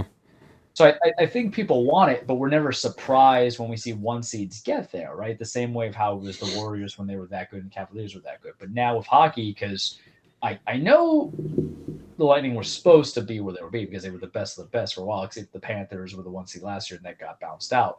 I don't remember who won last year. Carolina, right? Colorado. Or am I right? Someone help me. Colorado, thank you, Avalanche. I'm getting switched up. But if you have something that's breaking all these records and a star player, it's not Brad Marchand. I think it just creates more accessibility. And I just think that for hockey itself, the accessibility of the new TV deals has helped out. So maybe it's a perfect storm. You know what else would be a perfect storm for hockey fans? If they were able to get NHL 23. But someone said no, because I love how Andrew was like, you can just play any of the NHLs. I can't. You see, I told you I was going to bring it by any way I can every episode. Charles. It sees fit. It's over. Charles, it's for the love of God. It's moved. By the damn Season's game. almost over. I can't wear my Boston Bruins hat my at the beginning of goodness. the games. I'm sorry. You're going to... Charles, I found a way. for the love of Charles, for the love of God, please drop this fucking subject and get the fucking game. I like the meme of me this. so badly. We're going all in September on NHL 24, especially if Matty Tkachuk's on the cover. That's what's happening. I mean, that's essentially what's happening. When I saw Francisco at the when we saw hockey, I'm like, oh man, it'd be great to know these people's names if someone let me. We're going all in on NHL on NHL 24 when that comes out. That's what's happening. I got the Xbox One. It's going down. What were we? Oh, what were we talking about? Oh, hockey. Yeah. So, anyways, yeah. I just. Yeah, I guess you could. For the NHL, yeah, it'd be cool to see a juggernaut like this. I mean, the Bruins aren't. It's not like the Bruins have been slack. It's not like they came out of nowhere. They've been a good team. They haven't had to do a full on rebuild in a long time. Actually, they've kind of rebuilt on the fly. Last Stanley Cup. 2011. That was the last time they won. They made it in 2019. They lost. So that was. For them, there's a few guys still on the team from that era, but for the most part, the Bruins have kind of found ways to transition and drop some guys, get some new pieces, and lo and behold, look what they've been doing. I mean, this really wasn't expected of any team, especially the Bruins. So it's more of a surprise that they've been this big, gigantic juggernaut. So it'll be interesting to see what they do in the playoffs because they haven't had to play any meaningful games in a long time. But anyways, so that's an hour 32. So I guess we can move on to basketball. Oh, wait, can I cover a couple more hockey related topics really quick? Yeah. Is that McDavid? The goals. First off, Connor McDavid. Mm-hmm. Hart Trophy Historic immediately season. Unanimous. Historic season. He 150 points. 150 points. I'm almost following up with everything. I'm proud. He's the first player to top 150 points since I don't know if it's a Mario or Mario. I've heard it pronounced both ways. I think he's Mario Lemieux. Mario. I think it's because it's French. In that sense, I guess he's Mario Lemieux. So Mario Lemieux in the mid 90s is the first time someone's topped 150 points, and dude's going to win all of the trophies. He's obviously the top goal scorers. That's the Richard Trophy. He's going to get the Hart Trophy. Yep. I can't think of any other major trophies for forwards, but if there are any, he's going to get them. Yeah. Who knows? May even get the. I mean, this is the best Oilers team they've had. This is the best team the Oilers have had. Like, they've also got massive expectations, and like I think Andrew was saying, like, oh, if this had been the Oilers, they would have really liked it. And yeah, I guess you could say, but the fact that they're in Edmonton kind of hurts them. I think they kind of wish that McDavid could pull like a Gretzky and be sent off to L.A. or New York or heck, even Boston or Pittsburgh or just like or Chicago, like one of those original six teams, and play for them. That's kind of like the unfortunate thing that he's in Edmonton, even though Edmonton's got history and all this other stuff. But for the growth of the game, they probably would have wanted him someplace else. But are they in playoff contention right now? Oh yeah, that's like I said. This Oilers team is the best they've constructed in a long, long time. They have a lot of high expectations. I mean, the West is going to be a gauntlet for sure. For like all those teams are fairly comparable to each other, and the whoever gets like the wild card spots can easily upset one of those top seeds. So I think the West would be way more unpredictable than the East. Like the East, I don't want the Panthers to face the Bruins. I want them to get that first wildcard spot. We can stand with the Canes. We've already beaten them once this year. So I'm trying to avoid Boston at all costs. And aside from that, like I mean, the Bruins have just been up and away, just better than everybody else. It's kind of why the second round is going to be really interesting, because it's either the Lightning, who've been the top dog in the East for the last 3 years, or it's the Leafs, the Bruins are the bane of their existence. So that'll be a really interesting series either way. Anyways, yeah.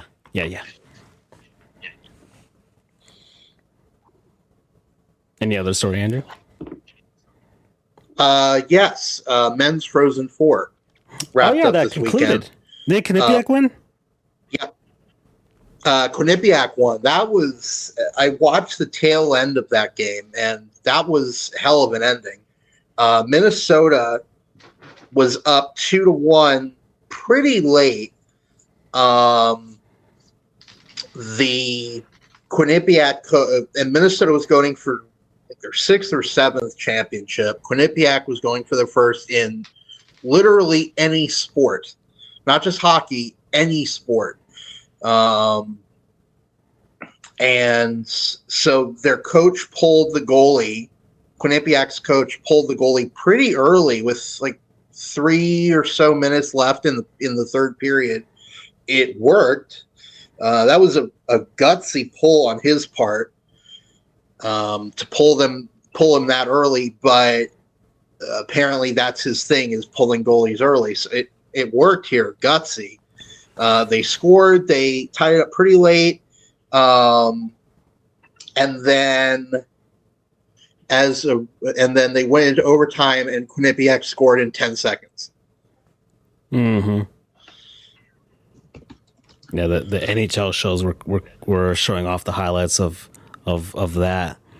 Yeah, so congratulations to Quinnipiac. What are they, the Wildcats or something like that? They're some sort of cat. Bobcats.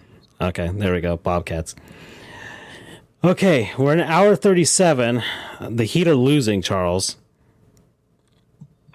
All right, I'm ready for it. I'm ready to talk about why I hate the play-in. Do it. All right, so I guess I'll lead it through. All right, so I remember 3 years ago. Remember, the play-in was, for those who are not Bubble. initiated, the concept of it was to get in the idea that 7 and 8 seeds are penalized, and the teams that are 9 and 10 seeds that have some star players that are basically 500 under get an advantage. And that's just how I feel about it. So that I'm not even going to talk about theory. I'm talking about reality. And this was initiated during the COVID season. Why? Because at that time, to me, it might have made sense. Why? Because there might be a whole slew of teams that their best player got the Rona. So why wouldn't you want to give them the opportunity? And the way they did the structure was 7-8 would play, and then if whoever lost out of 7-8 would go against the winner of 9 and 10. So it does give 7 or 8 loser an opportunity to get back in there again. I have always despised it. I know we love the thrill of it when the Warriors lost to whoever a couple of years ago, but if you look at the records of who is standing in place right now, like right now we're playing the Hawks, who are an 8 seed. That is where they ought to be. It's fine. They're at like 500 on the record, 41 and 41. Whether or not they won or lost this match, because remember, they shortened the season to allow the playoffs, their record is indicative of, or appropriate and proper of where they're at. So why is it that a 41 and 41 Raptors team, because the tiebreaker has to play the 40 and 42 Chicago Bulls? If anything, doesn't it make sense that 8 and 9 should just play each other? Really, right? I mean, when you look at that fair assessment, yeah, sure, Maybe. But you look over in the West, you have the Lakers at 43-39, over 500, appropriate. You have the Timberwolves, 42-40, over 500, appropriate. And then it's just the Pelicans and Thunder. The Thunder are 40-42. The Pelicans are 42-40. And you want to do tiebreaker or best and record. And I bet you if you look at conference or division, this is the time where actually division games should matter, right? To help you, possibly. Or his conference record. But you can sell me on 8 and 9 playing against each other because the whole thing is everybody gets an opportunity, but it's fair. But it's not fair because here's the thing about basketball. Everyone's like, oh, yeah, the under 500 team, 500 team beat the team over 500. That happens all the time during the season. Even the best teams, the 1 seeds, lose to the 16 and 41 teams, man. Like, I hate it so much. Am I nervous by the fact that he are probably going to lose this game and then lose against the Bulls and Raptors? Sure. But the idea is that we shouldn't have to be in this position. No team. I'm not even talking about preferential treatment because the record speaks for itself. It was fine in practice for the Rona season. Sure. I didn't like it then, really. I don't like it now. And the only fair argument that you could tell me is players who have mid-season injuries that are star players that really are the Bradley Beals, for example, even though he can't seem to elevate the Wizards of his life dependent on it. But he's just my prime example. Or the Dame Lillards, right, if they weren't already sucking.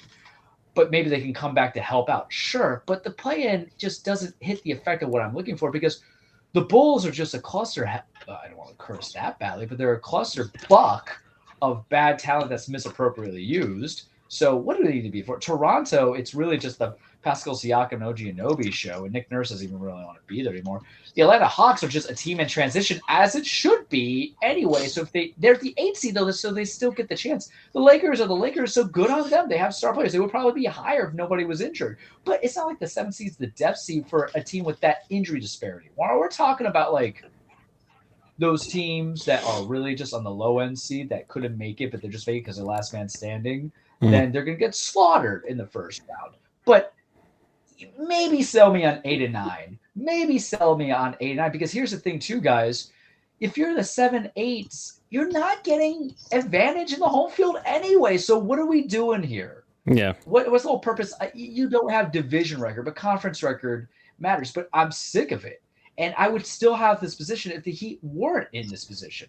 Because at the end of the day, okay, we lost the AFC, fine. But you shortened the season for meaningless games. I'd rather just all teams get that non-additional game and just get the rest to prevent from any injury because we're dealing with old-ass bones Kyle Lowry. And it's just no reward on it because I have, aside from that Warriors game, I think it was against the Timberwolves, right, where they got booted out. I'm thinking, I'm speculating. I'm sorry, guys. But it really doesn't give me that feel-good jollies because if the whole contention is supposed to be what's a fair play and it goes to show that lower seeds can still be the 1 seeds, show me the play-on teams that were under 8 that won a first round out of the playoffs. Please. I don't think anyone has. So this is all for. I hate it. I despise it. I think the seeding is appropriate. I do not take the Lakers as being a pure 7 seed because I think everybody's just injured and now they have the mechanics of what makes work for a LeBron James team. And but I look at it's kind of like they're trying to resolve a problem have. that kind of didn't really exist before. I mean, heck, was it the 99 New York Knicks were like injured to hell and they were an 8th seed. But really, they shouldn't have been an 8 seed. They really were more like a 2 or 3 seed if everybody was healthy. And they go off against the Heat, and you basically had a 1 versus 2 in the first round. But they got healthy at the right time. So there's kind of like a I could see 8 versus 9 as a wild card game type of thing. And just one game playoff. Sure, we'll see if you get the 8th seed. It's a tiebreaker. Yeah, because like the 8 it just seems kind of it's like we're trying to create more playoff games so some of these like mediocre to awful teams can have like one more playoff game, but like you're the 10th seed, you're not getting a home playoff game ever. Yeah, you'd be lucky to make it to the first round. Play up. But that's the thing. It's also pathetic to kind of play up, a 9 seed or a 7 versus 8 and a 9 versus 10 and a 10 versus a 7, for example. Whatever the numbers are in seeding as something important. Really, it's just like, what if you just ran out of gas? I don't like it. I believe, despite what they say, it was an initiative put during the bubble season because the idea was anybody could have gotten the Rona. So, with that protocol and safety that you had to do, believe it or not, in basketball, folks, sometimes your one-star player who's out for, a couple games leads to a losing streak because you have built around that. I just hate it so much. I don't care if we're getting blown out by 15. If we lost, we lost. I've always held this position where I don't feel good about it because it's just cheap thrills and no one's really enjoying it. Because I'll tell you what, man, ain't nobody on that Bulls team that I want to see. Nobody on that Toronto team I want to see.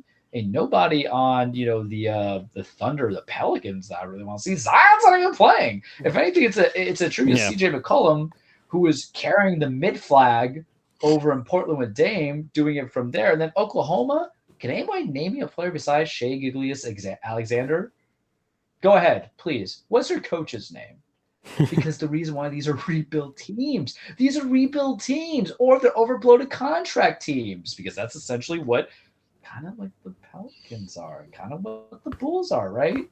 You can sell me on 8-9. I would be okay with 8-9 if it's a tiebreaker, but when you're under 500, we don't want to reward it. Man. We gave that critique the NFL when you had 2 7-9 teams from the NFC South going in there when it was the Panthers, and a couple years back when it was the Seahawks. So maybe it wasn't a couple years back; it was more like 10 years back. Damn it, I'm old. I just hate it. I always hate it. Do better. The incentive is fine, but they're going to keep it forever. I'm just like, I'm not going to watch the playing game. I'm not even watching with my own team. I'm playing Black Ops, man. Like, please. I hate it so much. Other news about basketball, because I think I'll harp on it and transition there. The Mavericks are out. There's accusations about tanking. It wouldn't surprise me. That team, trade all the marbles for Irving, and it didn't work out well. I think the bigger question is that I've said it before. I'm going to bring it back to it. Is Jason Kidd a good coach? And I've kind of said no, because when you look at the pieces he had in Milwaukee, and mind you, that roster wasn't fully bloated, and they had a young, blooming Giannis who wasn't Giannis yet, and then Middleton who wasn't Middleton yet. But the guys had some opportunities. So my whole thing is, like, if you want Irving, that's fine. You're going to keep Luka, but do you need Kidd? Just saying.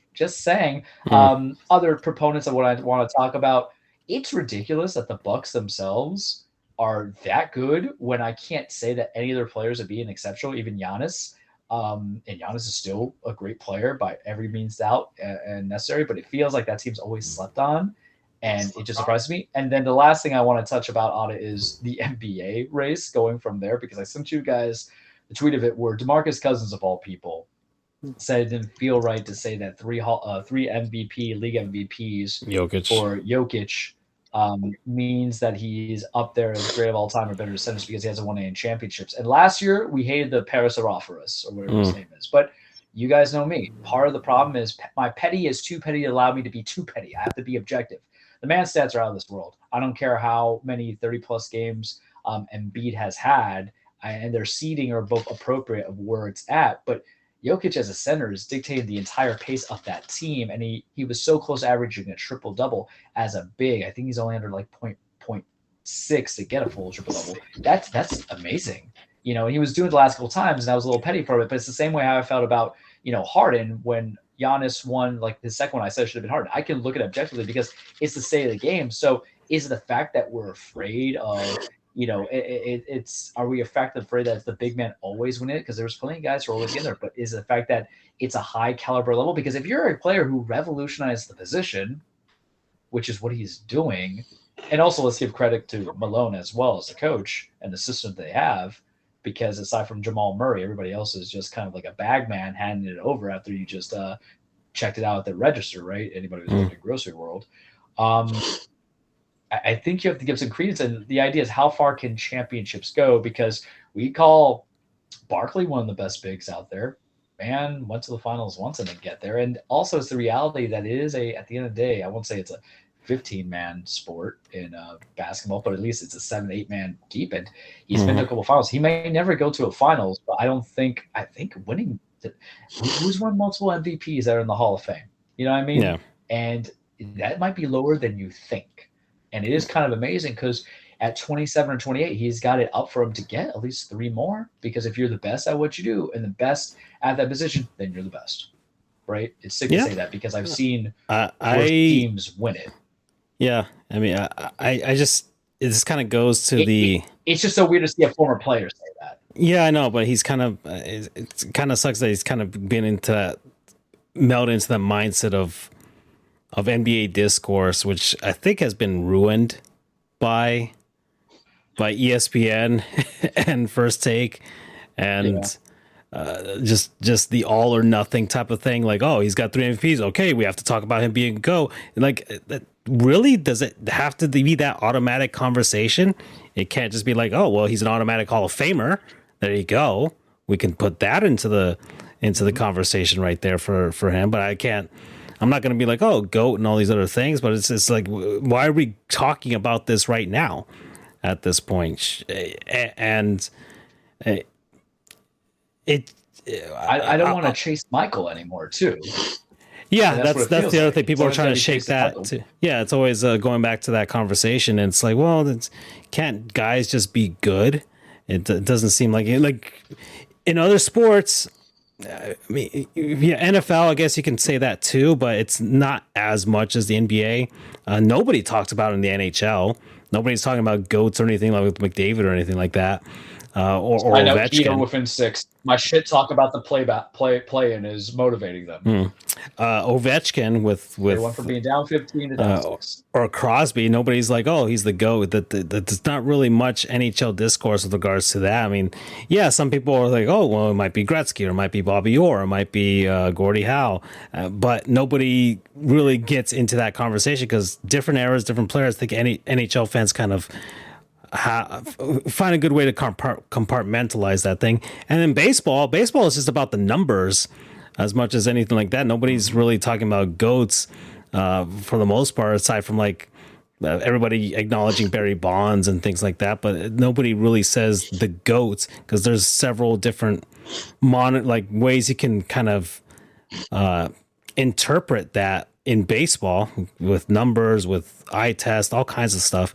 So it's really NBA discourse, which I have a problem with this conversation. So, you know what, DeMarcus, fine. Boogie, I like you and everything. Have fun in Puerto Rico, but I don't know about this one, man. Okay. All right. We're at. Yeah. And I just want to add, I just want to add something really quick. It's semi-related. This whole, I get that GOAT is an acronym or an initialism for no, it's an acronym for greatest of all time. And I get that's a recent invention, but it bothers me a bit because when I was growing up, when you called someone a GOAT, it meant they were a scapegoat and they were on the hook for something and they were blamed for something that may or may not have been entirely within their control. You know, Bill Buckner, he was the GOAT. He was a GOAT. So I still find it weird that people are using GOAT in a positive connotation now. Well, I mean, it took me a while. It took me a while to get used to it. Yeah, I mean, well, I guess it's a good thing, right? And, you know, Bill Buckner's life was completely, you know, it was horrible after that. Sheesh. Another reason why you can hate Boston fans. And, I mean, Steve Bartman, the same thing. But yeah, man, words change. It's the English language. Yeah, things change all the time. Cap means lying now, you know? Bet, all kinds of stuff. So no cap. There you go. You gotta say like no cap. I've never heard anybody say cap. Yeah, no, I've seen cap. No cap. I've seen cap. I have not seen cap. But if I try and say, I'll be how do you do, fellow kids? I've only seen no cap used ironically. Yeah, I watch a lot of stupid stuff on YouTube, so I hear no cap a lot. So the presidential tiers. Presidential tiers use that a lot when they're in agreement. You're watching all those AI videos. I love it. Like, you know, I am past that point of needing it right now. But I'm gonna put it on blast now because I know we're gonna transition to the cage, which is gonna be short. Yeah, we're at hour 54. The draft is coming soon. I'm never gonna get my fast food draft. I promised you kids, we're getting the fast food tier. Yes, at some point we're doing.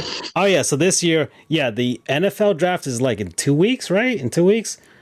So yeah, I think we're not going to be doing a regular show that week. We're actually we're going to make our show the NFL draft watch party because Charles had an idea of doing a video game character draft. where I did, damn. we do the first round. And if there's 3 of us, then we get let's just say 30 picks. We won't do like 32 because it's uneven, but we'll each get like 10 picks of like video game characters. Like we give our reasons, we're on the clock, that type of stuff, and then just have some fun with it. And just have a theme to it this time, and I won't go completely insane because that's my thing every year. I watch the NFL draft and I don't give a shit, and that's the whole point of me enduring. You cannot be more hurt than you could not be more hurt than I was last year. So I don't want to hear about that's the only reason I survived last year. That was great. Well, we had the cereal draft. We had that one I survived because of you. Yeah, John Robinson did the Caesar to Charles draft. Yeah. And then this one could be either the video game draft or I'm getting my fast food tier draft. I'm getting something draft out of this, okay? Because I look forward to it for the whole silliness because it is so unfiltered, because it's telling us it's satire, really, where I can find more interesting as a draft than prospective college players who are not even like half of them are going to be out of the league in 5 years. I know that sounds terrible to say, but go look at the last couple of drafts and then come back to me and tell me I'm wrong. Yeah. All right. Well, we're hour 56. So let's head on over to the cage and wrap this up. All right, I'm just looking at that score. We're down 7. So, welcome everybody to your weekly Truplex, The Cage with Charles. Remember, wrestling is not fake. It is scripted. It's a stage fight. It's a song and dance. It's ballet. It's poetry and motion. It's a soap opera. It's men and women being the holy hell of each other, chasing legacies, establishing their legacy, chasing championships, trying to get over that mountain, get over the hurdle, and then dealing with that post-mania clarity, right? It's a shorter show today because I emphasize so much on WWE. They're in post-mania world. We're getting Cody versus Brock at Backlash. Roman's not defending the title. I'm giving you guys some insight on WWE right now, so it's easier. NXT's on right now in USA. Go watch it. AEW Dynamite is going to be in Sunrise on the 26th of Wednesday, but I have endoscopy the day before. I was contemplating it. And that's before the draft because that's on a Thursday. Yeah. Yeah, and I have to also just sometimes, be an adult, and I'd be interested in seeing a Dynamite, if they have a card. The matches are always quality because remember, you get that, but then also you have the tapings that follow afterwards for AEW Rampage and then Ring of Honor. So Charles will be getting like 4 or 5 hours, but I don't know. Like we'll see. We'll see. I have some time off, but I'm already taking time off the day before because we have to see what's burning up my stomach because it's not my love for Vince McMahon's mustache. I'll tell you that now. Bring it all together. But WWE real lightly on the points. They're in the transition phase of Mania to the next big bill for this next several months for Backlash in May that they're going to have in Puerto Rico. Bob Bunny is going to host it. I will probably have I'll be watching it with an accent that day. I have enjoyed him. I'm just saying, if I'm going to get my Rey Mysterio and Bad Bunny versus Damian Priest versus Dominic Mysterio match, I'm happy. I'm all for Hispanic Unites, parenting, coming into getting the chanclas together. And I'll get my chanclas with my Bad Bunny music in the background. Raw had some issues yesterday because there was travel issues where people were delayed getting to Seattle, so they had to kind of do a makeshift show. But the thing I kind of hate about Twitter, and and follow us on the Twitter, FJOJR, Charles LaTrue, Dan Frijoles, sports_goofs. Am I right? Did I finally get it right? Mm-hmm. There we go. I'm learning. Is how they'll let their paranoia, their fear of Vince McMahon coming back into place because there was rewrites of what was the original build matches of the night. And then, half the people couldn't make it because of travel issues, but everybody's already speculating Vince is ripping up the scripts because that's what he was known to do. I still think Vince is in play, of course, but maybe he's just like, all right, I kind of look like a dick with my Dick Dastardly mustache, so let me ease up and let Hunter take the ball. But Raw was better. SmackDown seemed to be better. NXT is doing its own gig, so we'll see where it takes me. So there's on that. New Japan, I want to highlight it. There's a new Decepticon champion, aka New Japan world champion in Sonata, who had left Los Ingobernables de Japón, joined the faction of Just Five Guys, which I'm hoping they rename, but I kind of love it though, because if their ring gear is the red and white that Five Guys has, I'm all for it. He went against Okada. They have some history at Genesis, and my thing with Okada, he feels like a placeholder champion because you have no idea how to make a big new star. Jay White left, and I like Jay White. There was some rumors about him going to WWE and that higher ups screwed that up. I never thought Jay White was going to WWE, despite what the info sessions be. I always felt that AEW, which is where he went, was going to have the best opportunity for him to thrive and have his own creativity and still be part of the international play of Bullet Club, because he was a leader of Bullet Club before he lost some matches, because he's still Bullet Club, but not in Japan, right? He had to do the whole loser leaves New Japan match at some point. So Sonata won in a good battle against Okada. I think this is good because he changes look. Sonata had this whole beard, blonde hair. He switched it. He looks like Kiryu, really, if you want some honesty. If you had to put a professional wrestler as him, go ahead and type Sonata, Sanada, and then you'll be like, man, that is Kiryu Kazama right in front of me. I like the look. I like the approach. He was wearing suits. He was taking it seriously. He was cracking some skulls coming into it. Him and Okada won it, and this is his first reign, his first meaningful reign with the championship. I think that has a lot of importance because he wasn't really given a lot of good opportunities, in my opinion, when he was teaming with Evil for the tag titles, or when he was going for the U.S. championship or the open weight or the never open weight championship. But this is interesting. This might be the new push for bigger stars because they need to get a little bit younger. Not the blonde hair, Sonata, as you see. That's from the old one. But yeah, that's the videos. This is on their official account, so there's lots of they've got. But okay, they're killing me. They're killing me because you'll see him, you're like, damn. But good for him. I'm kind of happy for it because I thought he should have won a couple of years ago when he won the G1 Cup. I think when he won the G1 Cup, or was it the New Japan Cup? He just won the New Japan Cup. The G1 Climax is coming back. Not G1 Cup, but G1 Climax is coming back. There he is. Like, do you see him? Yeah. Is that not Kiryu? Like, I feel like it is. Handsome, suave man, I'll tell you that. So it's good. And then we'll get more excited to it. They announced the G1 Classic is coming in June. I'm intrigued because I think you're going to get some AEW talent as well and Ring of Honor talent, so that can give some diversity. And they're going to be building new stars, but this is a good step forward for New Japan to kind of find its footing because the product got very stale. Even though my boy Shingo Takagi, we love Shingo, we love The Last Dragon, was holding up a little bit. It's kind of tough. And they also have the Forbidden Door. I almost said Forbidden Door opening up, but I caught myself from saying that. But they have the Forbidden Door pay-per-view AEW in June. So a lot of things coming into play. And then Impact, Josh Alexander had to vacate the Impact title because of injury. I think I sent to you guys where his son was there and he took the title away because he didn't want to vacate it. A little bit tugging at the heartstrings. Wrestling is a soap opera sport, but it's going to be Kushida versus Steve Macklin for that title. Man, I like Kushida. Macklin, I remember seeing him live at NXT when they came to Fort Pierce, and he was called to main roster briefly, but then there was some politics that kind of screwed him over and Wesley Blake over because Riker kind of said some stuff, about that the pro jumper stuff coming in, and that affected the people that was in that stable. So Macklin's probably going to win. I think he was going to beat originally Alexander before he got injured. You know what never gets beat? Raid Shadow Legends. Download now, as it just came onto my Twitch stream. So there you go. Look, I did my part, kids, and you can too by watching wrestling and getting Vince McMahon fired. Please, he's never going to get fired, and it's going to hurt my soul. But we hate him so much. More than 600 different champions at Raid Shadow Legends. In-game rewards. I'm just reading off the script there. Bring it back to the real world. So Impact may or may not get interesting. AEW, I already told you they just signed Jay White. He's a big player, man. I don't know where he's going to fit into the story, but you can keep him as a main event exclusive right now. MJF, their AEW champion, is feuding with everybody, feuding with Darby Allin, feuding with Jungle Boy, feuding with Sammy Guevara. They have enough potential to kind of make a multi-man match or let him go successfully against the Pillars. The storyline's still going there. Jamie Hayter's kind of at a standstill right now for me. I don't know who she's feuding with in full, but I feel like she's kind of taken the backdrop. They have Battle for the Belts, which is an additional hour programming on Friday. But I'm starting to get invested to watch again because and this is where I'll highlight it, I am completely for the Blackpool Combat Club going against the Elite. The Elite was who? Kenny Omega, the Young Bucks with their boy Hangman Adam Page. They split up, obviously. Hangman went to go do other things, be a champion, went against Kenny back in November Revolution a couple of years ago. Kenny and the Young Bucks were healed. Kenny was injured, gone for almost a year, came back. They reunified, got the trios titles, but Hangman was kind of their way in the wings. Not sure if he can join them back.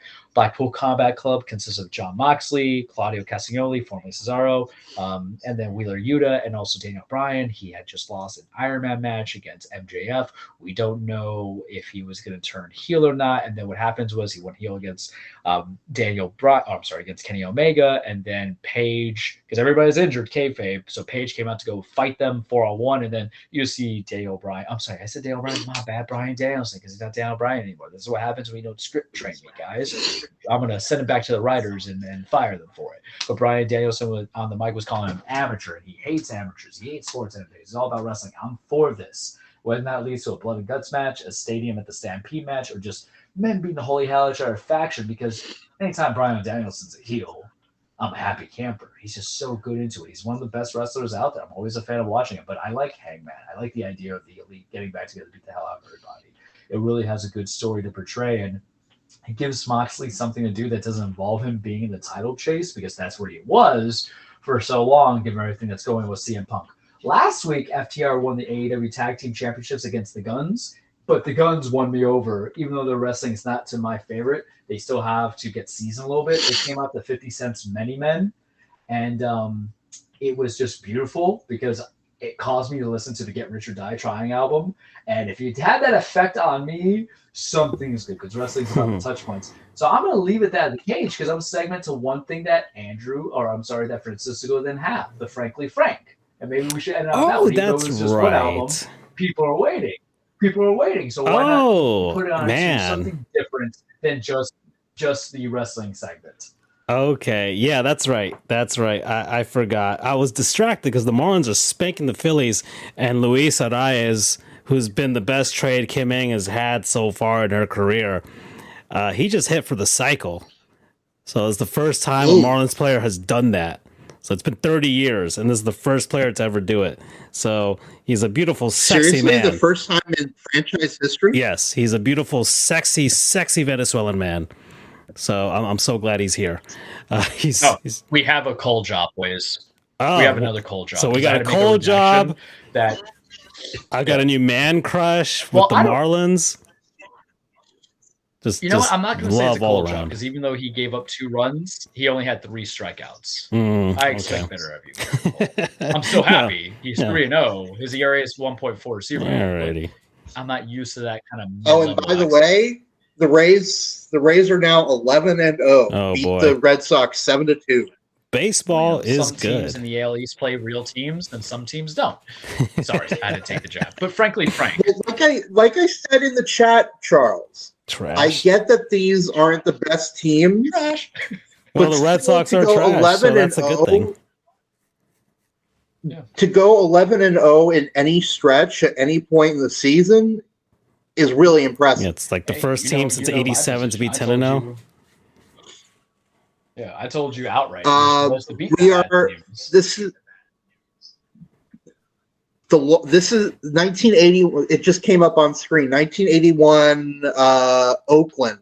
Oh wow. Was the last team to go 11-0 to start the year. Okay. All right. Well, all right. So yeah, frankly, Frank. So the last 2 musical recommendations, I was able to get them in, especially Andrew's. I got his in today. So, Charles, you had suggested to me Kavinsky, the Reborn album. And Andrew, you had sent me Garth Brooks, No Fences. So we'll start with Charles. Charles, I felt like I was... you sent me synthwave, right? So that's the style of music, the genre that you had sent to me. I liked it. I enjoyed it. I felt like I was playing Hotline Miami again, which is always a good feeling to have. I mean, that's what the music's surrounded. Like it just took me back to Hotline Miami. That's a fantastic game. So the 3 songs that I chose from here was Zenith. I love Zenith. Trigger. And Renegade. So those are the 3 that I chose. Zenith makes me think about Cowboy Bebop's opening in a modern day setting. Not Tank, but just like any kind of that jazzy feel that they have with it. I got Hotline Miami vibes from it. I got like Terminator 1 music vibes from it for a little bit as well. I don't know, all around I enjoyed it. I was jamming with it. Andrew, you gave me a tough one. You gave me a really tough one. You gave me country music. And Charles is right. It was very difficult for me to get through. But there was one song that slapped. I'm telling you, right. So as much as I guess. I couldn't pick three. I only picked one, but this one slapped hard.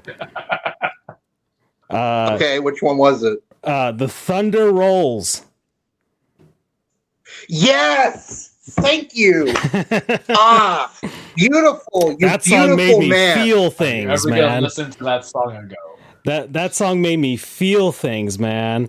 And he's talking about being in a place that you shouldn't have been. Ooh, man, that took me to some places that I should not have been. Here, I want to tell you, because there was another song that was in there that I recognized. Where it's another popular one from him that was in there that I recognized. I don't remember it. Let me guess. I Got Friends in Low Places. There we go. Yeah, that one. I listened to that, but I'm not. That wasn't for me. My baby mama hadn't left me, anything like that, so I didn't really feel anything for that one. But I felt stuff with the Thunder Rolls. The storm sound effects in it, just the whole overall vibe of it. That slapped. It slapped real good. That's a banger. After the show, Francisco, I'm going to send you the link to the music video. I want you to watch that, and I want to listen to your reaction. Okay. All righty. I apologize for this, man. But you got one country song out of me at the very least. There we go. Well, we're at 2 hours and 11 minutes. Well, again, like I said, I'm sorry that I'm being so interrupting this episode. I'm just actually into it. Like I said, my goal isn't. Yes, I want you to hear good songs, and I'm picking songs that I think you'll enjoy. But more importantly, I'm trying to expand your musical horizon a bit and choose songs that I don't think you ever would have listened to otherwise. Yeah. That's kind of my main point behind it. Well, mission accomplished. I couldn't get 3 out of it, but you sure as hell picked. I got one, and that one was one, baby. Yeah. In hindsight, I jammed hard with Charles, like the entire Zavinsky thing, like that one. I was like, okay, I could get through all of these. Picking 3 was actually pretty hard for me with that one, but then like the other ones, I'm like, okay, but Rolling Thunder was like the Thunder Rolls, whatever you want to call it. Like that was the first one that was on the playlist that I listened to, and I was just like, oh my! It set my expectations way too high for the rest of the album. Because like the rest of it was like, oh, this is just country music. What is going on? But man, that one slapped hard. I'm glad you enjoyed at least one song, and that is a really good song. Yeah. And like I said, I'm going after this show. I'm going to send you the link to the music video, and I can't wait to see your reaction to that one. Well, all right, guys. So that's it for us for tonight. So, bye. We'll see you next week, I guess. Peace. Take care.